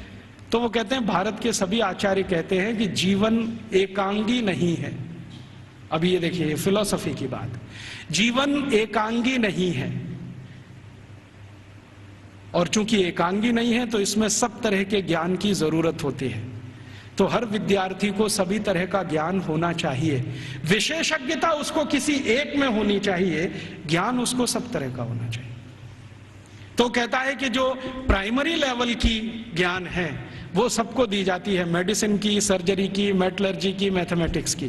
जब वो विद्यार्थियों की रुचि उत्पन्न हो जाती है तो किसी एक विषय में उनको विशेषज्ञ बना दिया जाता है, और फिर वो विद्यार्थी समाज में चला जाता है, उसकी शिक्षा पूरी हो जाती है, विद्या पूरी हो जाती है, फिर वो समाज को अपनी सेवाएं देता है। और वो एक बहुत महत्व की बात कह रहा है कि भारत के विद्यार्थी इन सब गुरुकुलों से जब पढ़कर निकलते हैं तो उनको संकल्प कराया जाता है, संकल्प कराया जाता है। और संकल्प क्या कराया जाता है? तो उनको ये कहा जाता है कि देखो, ये जो ब्रह्मांड जगत है, वो उसको अंग्रेजी में एक्सप्लेन कर रहा है, ठीक से नहीं कर पाया, कहीं गलती है वो मैंने ठीक कर दिया है, क्योंकि बहुत सारी चीजें उनके समझ की बाहर हैं जो हमारी समझ के लिए सामान्य है। क्योंकि हर सभ्यता में कुछ बातें विशेष होती हैं जो दूसरी सभ्यता में नहीं मिलती हैं, तो बाहर वाला आकर उसको जिस चश्मे से देखेगा, हमारा चश्मा उससे बिल्कुल अलग होगा। तो वो कह रहा है कि भारत में ऐसा बोलते हैं, मानते हैं कि ये जो ब्रह्मांड जगत है इसमें मनुष्य ही नहीं है, मनुष्येतर बहुत सारे प्राणी हैं, पक्षी हैं, जीव हैं, जंतु हैं, और सब भारतवासी मानते हैं कि सब में आत्मा है, सब में आत्मा है। और प्लेटो क्या कहता है? प्लेटो करे जरा इसका सोचो, वो रिपब्लिक में लिख रहा है और लॉज में उसको रिपीट किया है। वो ये कहता है आत्मा सिर्फ राजा में होती है, प्रजा में आत्मा ही नहीं होती। प्लेटो का है, ये मेरा नहीं। वो कहता है आत्मा सिर्फ राजा में है, प्रजा में आत्मा है ही नहीं, इसलिए कानून सब प्रजा के लिए हैं, आदेश देने का अधिकार राजा को है। और प्लेटो तो कहता है कि राजा के मुंह से जो निकल गया वही कानून, प्रजा को उसी का पालन करना है। अच्छा, फिर प्लेटो ने स्ट्रेटिफिकेशन किया है कि राजा तो एक वर्ग है, उसके नीचे के वर्ग के उसने वर्गीकरण किया है कि प्रजा में पहला कौन, तो कहता है कि ये जो उद्योगपति हैं, व्यापारी हैं, धंधा करने वाले, ये पहले स्तर के। दूसरे स्तर पर कौन, तो अध्यापक हैं और कारीगर हैं और म्यूजिशियन है, संगीतकार हैं, पेंटर हैं, आगे आदि 2। तीसरे नंबर पर कौन, तो तीसरे नंबर पर खेत में काम करने वाले मजदूर हैं, फैक्ट्री में काम करने वाले मजदूर हैं वो। चौथे नंबर पर कौन, तो कहता है स्त्रियां, महिलाएं, वो चौथे नंबर पे। आखिरी 5वां कोई नंबर नहीं है वहां। तो वो कहता है प्लेटो कि मैं कभी कभी कल्पना करता हूं कि प्रजा में गलती से आत्मा आ गई तो स्त्रियों में तो कभी नहीं आती। इसलिए वो लॉज में लिख रहा है कि कभी भी किसी न्यायाधीश को किसी स्त्री की गवाही पर विचार ही नहीं करना चाहिए, क्योंकि स्त्री को सत्य का ज्ञान नहीं है, उसको विवेक नहीं है, क्योंकि उसको आत्मा नहीं। तो आप जानते हैं ये जो मॉडर्न जस्टिस माने जुडिशियल सिस्टम निकला, जिसमें से आईपीसी, सीआरपीसी और सीपीसी आया और हमने बिना सोचे समझे उसको अपने देश में अपनाया, इस जुडिशियल सिस्टम में 1950 तक किसी महिला की गवाही को माना ही नहीं जाता था। यूरोप में अदालत में चलने वाले किसी भी मुकदमे में किसी महिला की गवाही नहीं मानी जाती थी। तो क्या हुआ, फिर यूरोप में एक बगावत हुई जिसको वीमेन्स लिव कहा जाता है, स्त्री मुक्ति, और इसका नेतृत्व किया एक फ्रांसीसी लेखिका ने, उसका नाम था सिमोन द बोउआर। उसके एक गुरु हुआ करते थे जॉन पॉल सार्त्र, जिनको आधुनिक दार्शनिकों में बहुत ऊंचा स्थान मिला हुआ है। तो सिमोन द बोउआर ने सालों साल आंदोलन चलाया, तब फ्रांस में इतना हुआ कि किसी 3 स्त्री की गवाही एक पुरुष के बराबर है। इतना हुआ, बस इतना ही हुआ। और उसके बाद सिमोन द बोउआर मर गई और वो कहती थी कि मैं इतना ही करा पाई, यही मेरे लिए बहुत है कि कम से कम अदालत ने 3 महिलाओं की गवाही एक पुरुष के बराबर तो मानी। और प्लेटो चूंकि ये कहता था कि स्त्री में आत्मा नहीं होती है, तो 1950 तक यूरोप के किसी भी देश में महिलाओं को वोट डालने का अधिकार नहीं था। वोट डालने का तो छोड़ दो, बैंक में अकाउंट खोलने का अधिकार नहीं था किसी महिला को। अकाउंट खुलेगा तो उसके पति का खुलेगा, महिला का नहीं खुलेगा। और जो विधवा है तो उसके बेटे के नाम से खुलेगा, महिला के नाम से नहीं खुलेगा। जो बेटा ही नहीं है तो पड़ोसी के बेटे के नाम से खुलेगा। हाँ, उसके नाम से बैंक अकाउंट नहीं खुल सकता। और 1950 तक यूरोप के किसी भी शहर में महिला घर से अकेली नहीं निकल सकती। क्यों? आत्मा नहीं है तो पता नहीं कहां जाएगी। तो इसलिए उसके साथ में पुरुष का होना जरूरी है, वो चाहे 3 साल का ही क्यों ना हो। और प्लेटो ने लिख दिया ना स्त्री में आत्मा नहीं होती, तो सारे यूरोपियन दार्शनिकों ने कहा है कि स्त्री तो मेज कुर्सी जैसी होती है, जब तक इस्तेमाल करो अच्छी लगती है, नहीं लगती बाहर फेंक दो, दूसरी ले आओ। ये है उनकी फिलॉसफी। तो मैकॉले ये सब वर्णन कर रहा है कि हम तो सोच ही नहीं सकते हैं हमारे यहाँ महिलाएं गुरुकुल की आचार्य हो सकती है। वो कह रहा है भारत में आधे से ज्यादा गुरुकुलों की आचार्य महिलाएं, आधे से ज्यादा। और वो कह रहा है कि ये सिर्फ गुरुकुलों की नहीं, हायर स्टडीज सेंटर में भी यही है। तो उसको पूछा जा रहा है कि ये भारत में ऐसा कैसे हो गया, महिलाओं को इतनी शिक्षा मिल गई, इतनी ऊपर आ गई। तो वो कहते हैं भारत वाले बिल्कुल विचित्र हैं, ये कुछ और मानते हैं। हम मानते हैं कि स्त्री में आत्मा नहीं होती, भारत वाले कहते हैं कि स्त्री परमात्मा के सबसे नजदीक होती है, क्योंकि उसमें पुरुष से कुछ गुण ज्यादा होते हैं। हमारे सभी शास्त्रों में आप ये देख सकते हैं, चाहे ऋग्वेद में देखना हो तो देख लीजिए। ऋग्वेद के कई सूत्र ऐसे हैं जो ये बताते हैं कि स्त्री पुरुष से ऊंची है, क्योंकि उसमें ईश्वरीय गुण हैं। और आज की जो मॉडर्न साइंस है ना, इसने इसको दूसरे तरह से कहा है कि स्त्री में एक क्रोमोसोम ज्यादा होता है, वही सारा खेल खेलता है। पुरुष में नहीं है। स्त्री तय करती है कि बच्चा होगा या नहीं होगा, पुरुष में कोई दम नहीं। तो ये आज की मॉडर्न साइंस कहती है। हमारी साइंस तो बहुत पहले कह चुकी है कि स्त्री ईश्वर के सबसे नजदीक है। हमारे कई शास्त्रों में ऐसे सूत्र हैं जो ये कहते हैं कि जब समाज को ये पता ना चले कि क्या करना क्या नहीं करना, तो स्त्रियों से पूछो, वो बताएंगी कि क्या करना। क्यों? क्योंकि उनको फंक्शनल नॉलेज सबसे ज्यादा होती है। फंक्शनल नॉलेज हम समझते हैं जो क्रियात्मक ज्ञान है, जिससे कुछ हो जाता है, ऐसा ज्ञान उनको सबसे ज्यादा है। और फालतू ज्ञान पुरुषों को बहुत होता है। और उसका तमाशा देखना हो तो भारत की संसद को देख लो।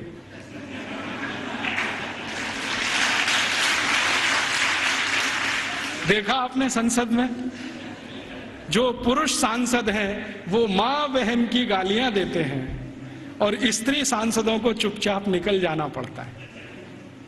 भारत में पता है क्या मान्यता है? भारत में मान्यता ये है कि भाषा का विकास स्त्रियों ने ही किया है। भाषा का विकास स्त्रियों ने ही किया है, पुरुष की ताकत नहीं है भाषा का विकास करने। क्यों? क्योंकि भारतीय भाषाओं में, भारतीय भाषाएं पता है, संस्कृत, तमिल, तेलुगु, कन्नड़, मलयालम, बंगाली माने बंगला, आसामी, उड़िया, ये सब भारतीय भाषाएं। और हिंदी उर्दू मिलने से पहले, अभी तो हिंदी नहीं रही है, उसमें बहुत कुछ उर्दू घुस गई है, फारसी पता नहीं क्या क्या घुस गया। तो हिंदी उर्दू मिलने से पहले और बाकी सब भारतीय भाषाएं, आपको मालूम है इनमें गालियां नहीं है, एक भी गाली नहीं है। और गाली नहीं है तो यह सिद्ध करता है कि यह भाषा स्त्रियों ने ही रची है। हाँ, क्योंकि स्त्रियों में कितना भी गुस्सा हो, गाली नहीं निकलती उनके मुंह से, क्योंकि ईश्वरीय गुण है उनमें कुछ। तो मैकॉले कह रहा है कि भारत में स्त्री ईश्वर के नजदीक है, परमात्मा के नजदीक है। और वो एक सूत्र सुना रहा है, पता नहीं उसको कहां से मिल गया। वो कहता है भारत के लोग ऐसा कहते हैं कि स्त्री के बिना मोक्ष नहीं होता। और ये एक दिन मुझे भी अनुभव हुआ है। मैं दक्षिण भारत में गया था, एक गांव में व्याख्यान देने। वो गांव में एक मंदिर है, बड़ा मशहूर मंदिर है। मैंने सोचा मैं भी दर्शन करूं, तो पुजारी ने कहा आप अंदर नहीं जा सकते। मैं पूछा क्यों? कि आप ब्रह्मचारी हैं। मैं पूछा तो क्या हुआ, ब्रह्मचारी हूं, अंदर नहीं जा सकता। नहीं जा सकते। क्यों नहीं जा सकता? कि आप पवित्र नहीं है। मैं पूछा वो कैसे? उन्होंने कहा पवित्रता तो स्त्री के आने के बाद ही आती है। हाँ, और वो ब्रह्मचारी ने इतनी गंभीरता से कहा कि मैं देखने लगा उसका चेहरा, ये बोल क्या रहा है। तो उसने कहा कि स्त्री के जीवन में आने के बाद ही पुरुष पवित्र होता है, उसके पहले तो वो लंपट होता है।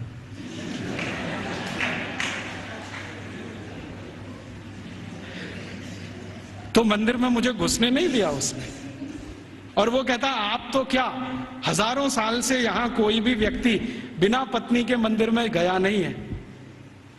तो मैंने कहा ठीक है, फिर कभी हो तो सोचूंगा। तो मैं वापस चला आया। ये बात को मैकॉले बोल रहा है वहां कि भारतवासी बोलते हैं कि मोक्ष स्त्री के साथ ही होता है। और हमारे सभी ऋषि मुनि गृहस्थ थे, सदगृहस्थ थे, ब्रह्मचारी नहीं थे। मैंने जितने ऋषि मुनियों को आज तक पढ़ा है, सबको तो नहीं पढ़ा लेकिन जितने को पढ़ा है, सब गृहस्थ थे। इसलिए गृहस्थ आश्रम कोई ऊंची चीज है हमारे यहाँ। तो ये वो बोलता है कि जब ऊंची चीज आपके पास है तो उससे और ऊंची प्राप्त करने की ताकत है।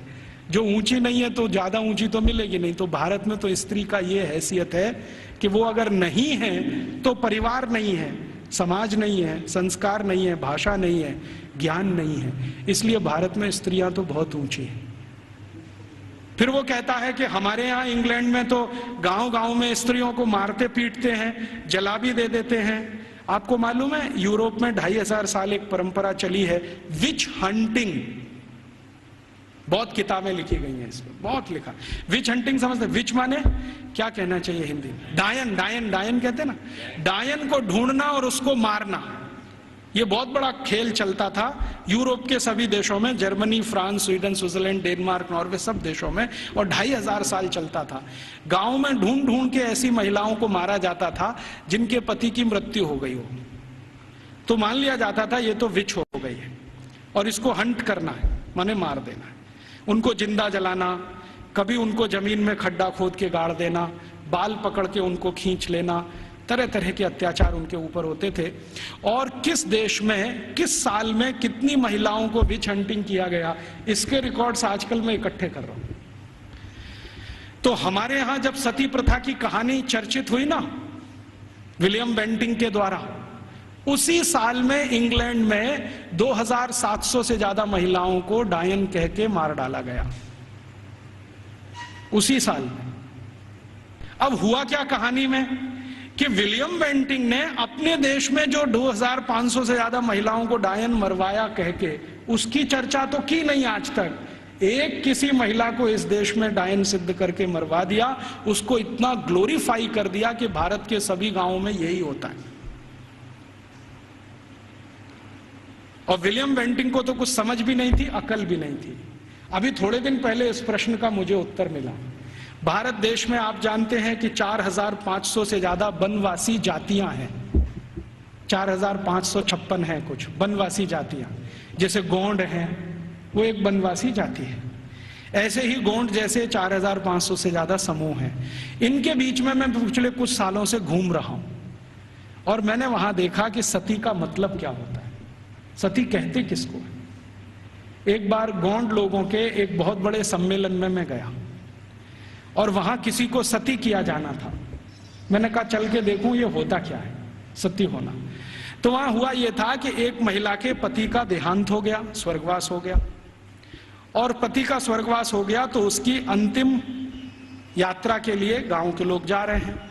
अंतिम संस्कार वो ऐसे ही करते हैं जैसे हम करते हैं, अग्निदाह करते हैं, लकड़ियां इकट्ठी करते हैं। तो मैंने देखा कि उसकी पत्नी आती है और उसके चारों तरफ प्रदक्षिणा करती है और संस्कृत के मंत्र बोलते हैं।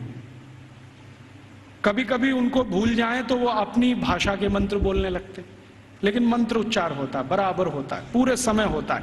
जितने समय तक लाश जलती है तब तक वो मंत्रोच्चार करते रहते हैं, कुछ ना कुछ बोलते हैं। तो मंत्रोच्चार हो रहा है, पत्नी उसकी प्रदक्षिणा कर रही है, तो एक चक्कर उसने लगाया और उनकी अपनी भाषा में सबके सामने हाथ जोड़कर कहा कि आज मेरे पति का स्वर्गवास हुआ है, समाज में ऐसा कौन सा समूह है जो मेरी सुरक्षा की जिम्मेदारी लेगा। वो प्रश्न पूछ रही है और बड़े सुंदर शब्दों में वो कह रही है कि भारत के शास्त्रों ने हमेशा स्त्री को सुरक्षित रहना ये आवश्यक, क्योंकि उसको जीवन बढ़ाना है, तो इसलिए उसको सुरक्षा की जरूरत है। प्राकृतिक सुरक्षा भी चाहिए, दूसरे तरह की भी सुरक्षा चाहिए। क्या मेरी बेटियां जिम्मेदारी लेंगी? बेटियों ने हां बोल दिया तो आ जाएगी, नहीं बोला तो फिर चौथा चक्कर लगाएगी। फिर वो पूछेगी कि क्या समाज के प्रतिष्ठित लोग, जिनको हम क्या कहें महाजन लोग मेरी जिम्मेदारी लेंगे?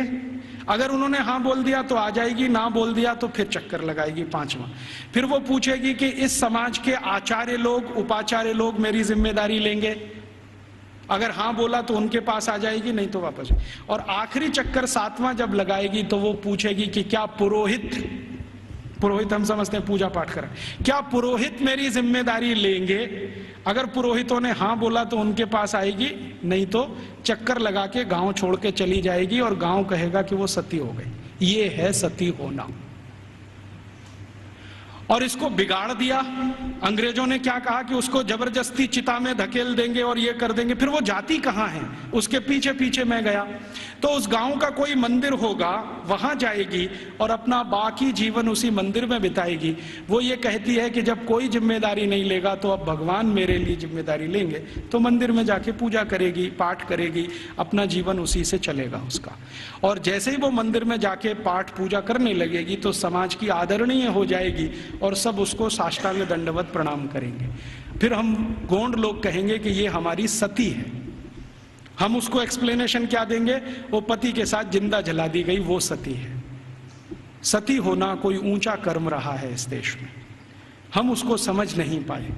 अंग्रेजों ने जो डिस्क्रिप्शन दे दिया उसी को अंतिम मान के हमने अपना मान लिया कि ऐसा ही कुछ होता होगा।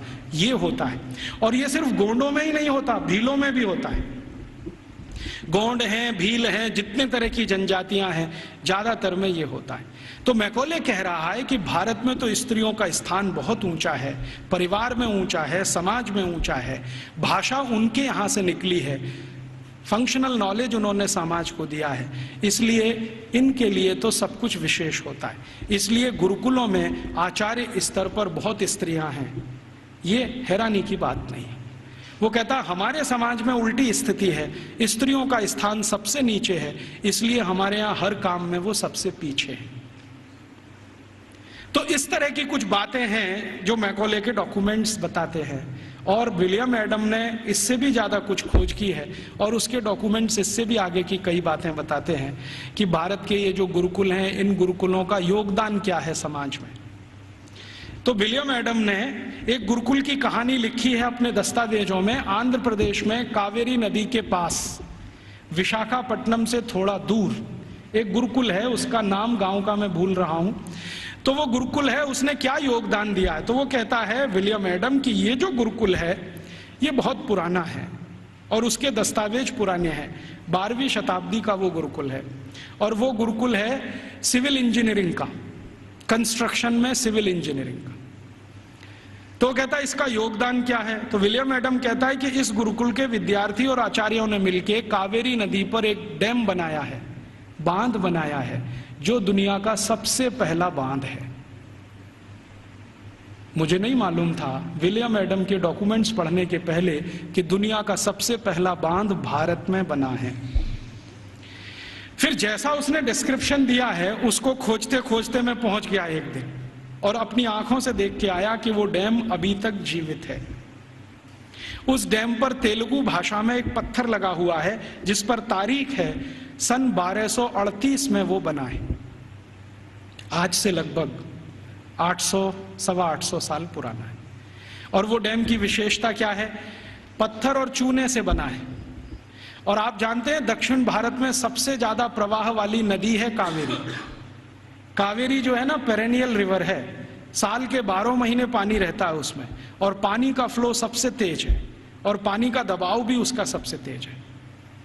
तो कावेरी नदी पर जहां सबसे तेज गति से पानी बहता है उस नदी पर बांध बना दिया।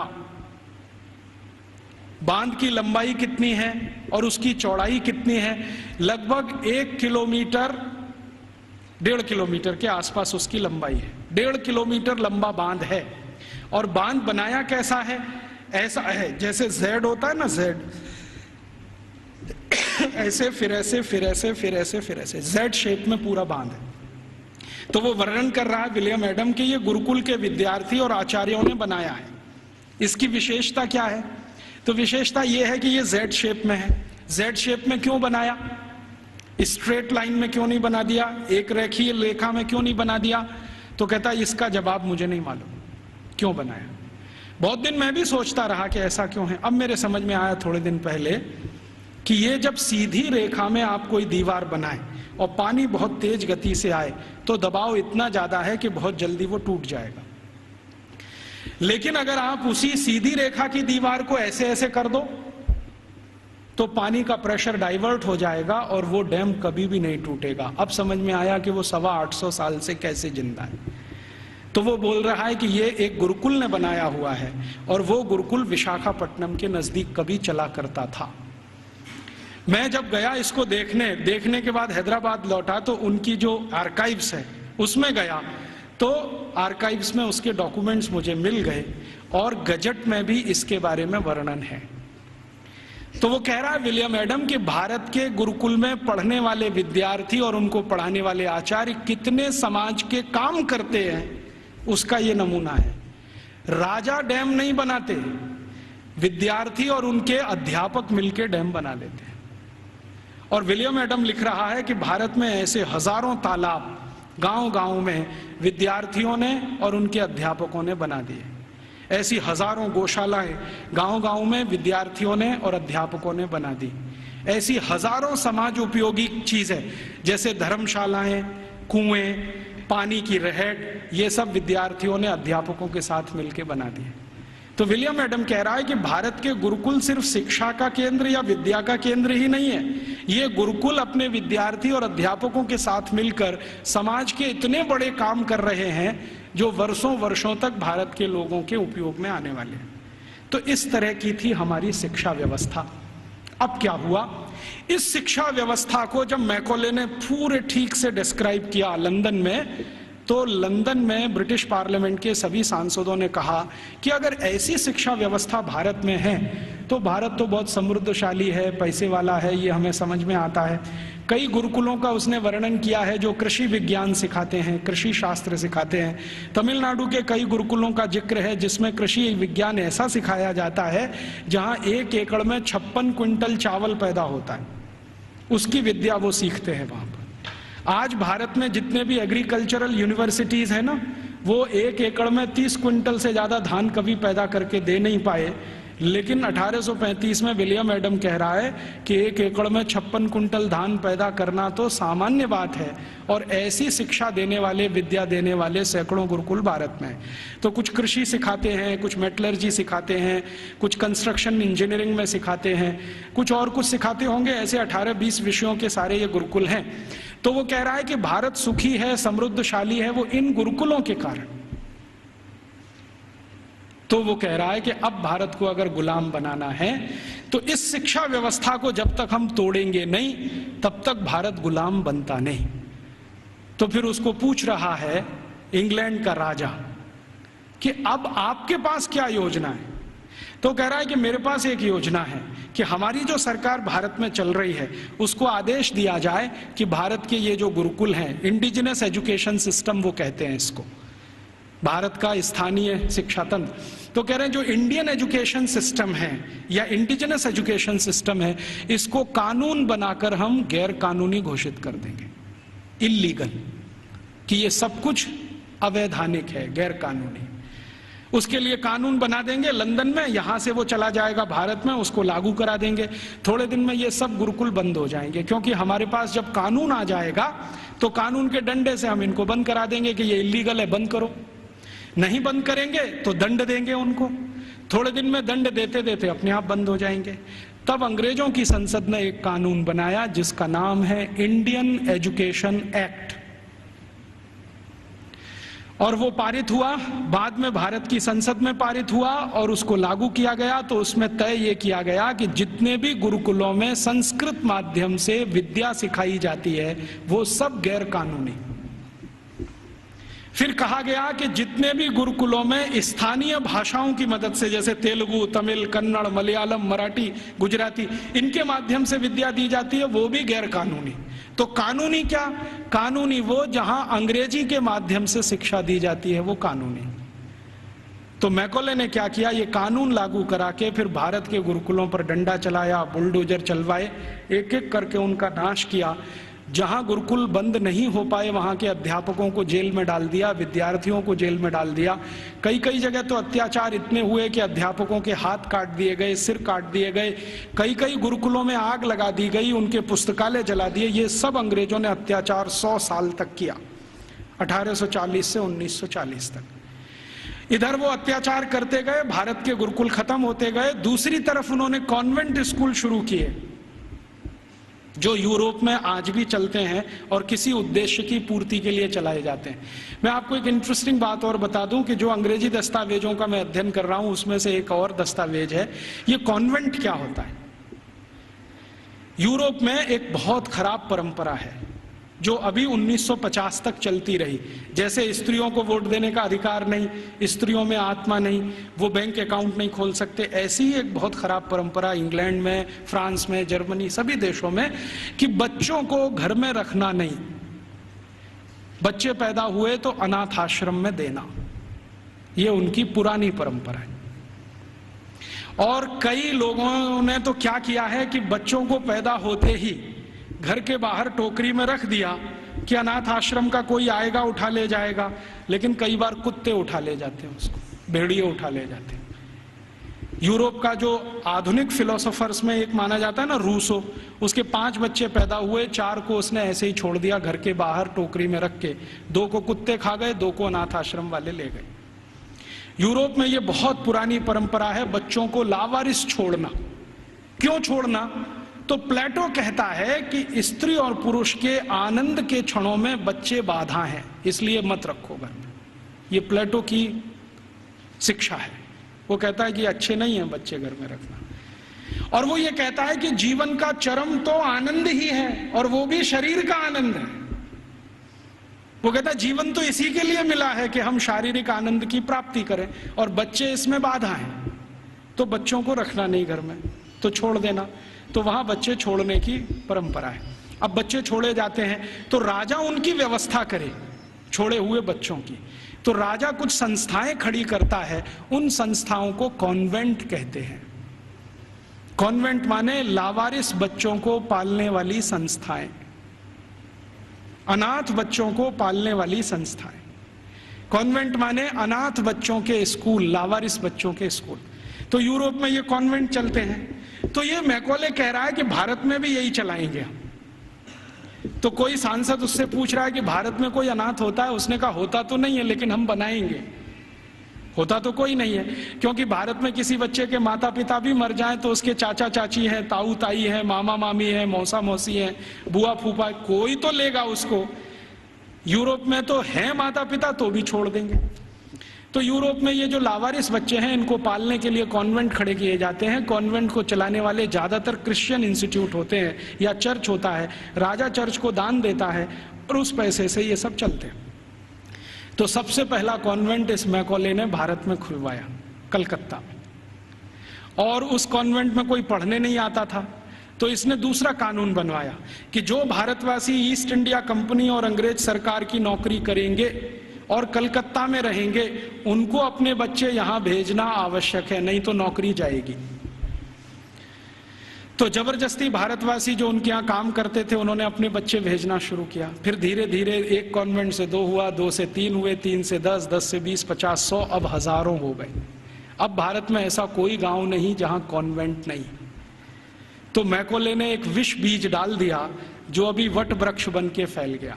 अब तो ऐसे ऐसे कॉन्वेंट स्कूल हैं इस देश में, बजरंगबली कॉन्वेंट स्कूल। आपको देखना हो तो मैं दिखा सकता हूं आपको। बंबई में है, ग्रांट रोड के पास है, रेलवे स्टेशन से बिल्कुल सटा हुआ, बजरंगबली कॉन्वेंट स्कूल।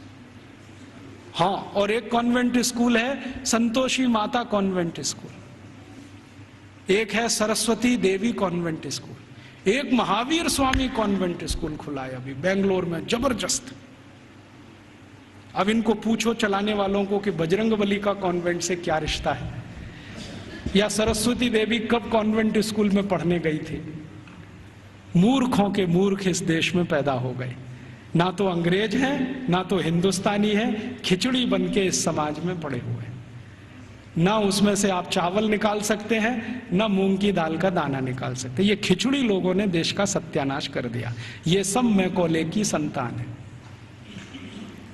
मैकॉले तो छोड़ गया कुछ। जब अंग्रेज गए थे ना, तो रिकॉर्ड्स बताते हैं कि 350 कॉन्वेंट स्कूल थे 15 अगस्त 1947 तक। अब शायद वो 30-35 हजार हो गए हों, तो कोई आश्चर्य की बात नहीं। अब यूरोप में जो कॉन्वेंट स्कूल हैं, वैसी ही शिक्षण यहां हो रहा है। यूरोप में क्या होता है ना, मैंने आपसे कहा कॉन्वेंट माने लावारिस बच्चों के स्कूल। तो वहां जो बच्चे पढ़ने आते हैं, उनको सिखाया जाता है कि देखो ये जो अध्यापक है वो अध्यापक नहीं है, ये फादर है, ये मदर है, क्योंकि असली का पता नहीं।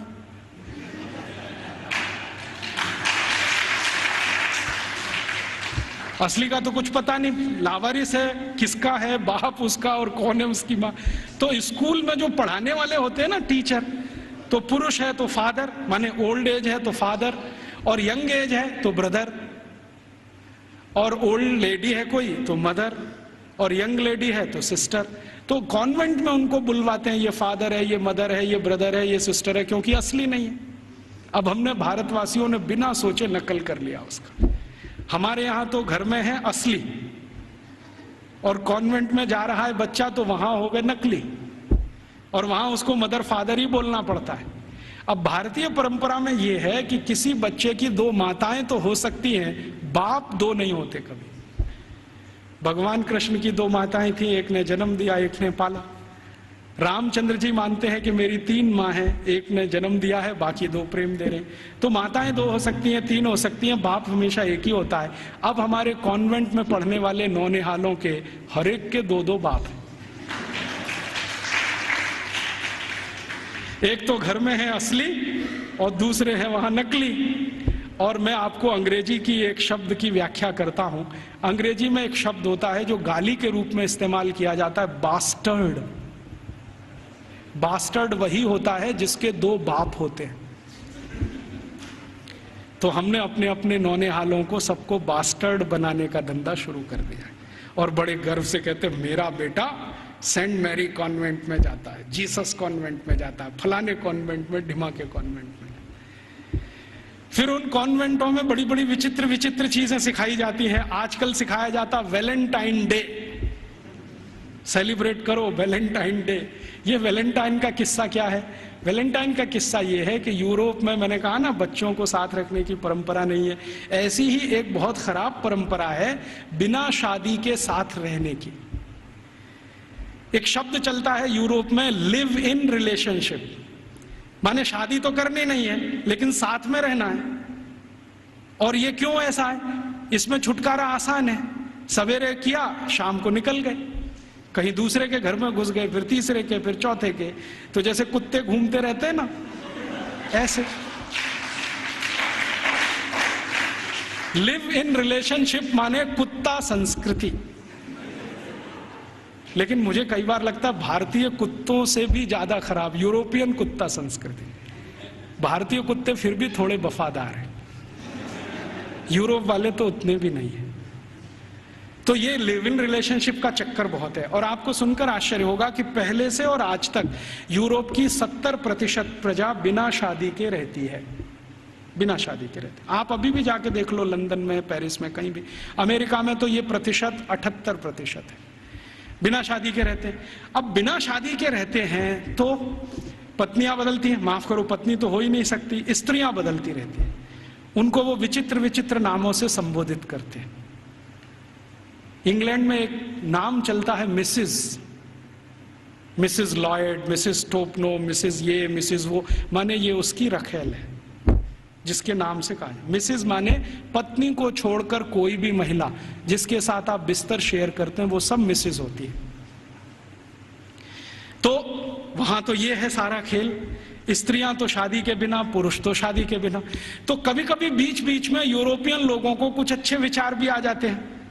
तो चौथी शताब्दी में, आज से लगभग 1600 साल पहले, एक व्यक्ति पैदा हो गए रोम में, उनका नाम था वैलेंटाइन।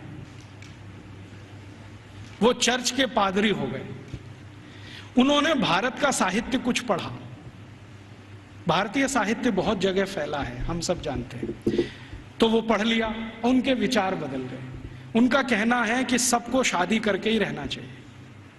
और वो प्रचार करने लगे गांव गांव घूम के कि भाई शारीरिक संबंध बनाओ तो पहले शादी करो। तो राजा जो था उस समय, क्लॉडियस नाम का एक राजा था रोम में, वो कहता था आप ये क्या बकवास करते हैं? वो कहते थे ये बकवास नहीं है, बहुत अच्छी जीवन पद्धति है। पूर्वी भारत में, पश्चिम भारत में, सब जगह यही चलती है। वहां के लोग बहुत अच्छे हैं, स्त्रियां बहुत अच्छी हैं, आप भी अगर इसमें आ जाओ तो बहुत अच्छा होगा, बीमारियां कम हो जाएंगी वगैरह वगैरह, समाज व्यवस्थित हो जाएगा। तो वो घूमते थे गांव गांव, प्रचार करते थे भाई शादी करो, शादी करो, शादी करो। और राजा जो होता था वो रोकता था कि शादी क्यों करना, हमारी तो परंपरा है बिना शादी के रहना। तो राजा और वैलेंटाइन का झगड़ा चलता था। तो वैलेंटाइन साहब क्या करते थे कि जो भी शादी करने को तैयार हुआ उसको अपने चर्च में बुलाते थे और उसकी शादी करते थे। ये सिलसिला उन्होंने 20-25 साल चलाया। अब वो राजा बहुत परेशान हो गया, तो एक दिन उसने वैलेंटाइन को फांसी पर लटकाने का आदेश दे दिया। तो 14 फरवरी सन 498 को वैलेंटाइन को फांसी पर लटका दिया गया। तो जिनकी उन्होंने शादियां कराई थी वो बहुत दुखी हो गए, तो उनकी याद में उन्होंने वैलेंटाइन डे मनाना शुरू कर दिया। तो ऐसे वैलेंटाइन डे आया। अब उनके कॉन्वेंट में वैलेंटाइन डे मनाते हैं, अब हमारे भी कॉन्वेंट में चालू हो गया वैलेंटाइन डे, वैलेंटाइन डे।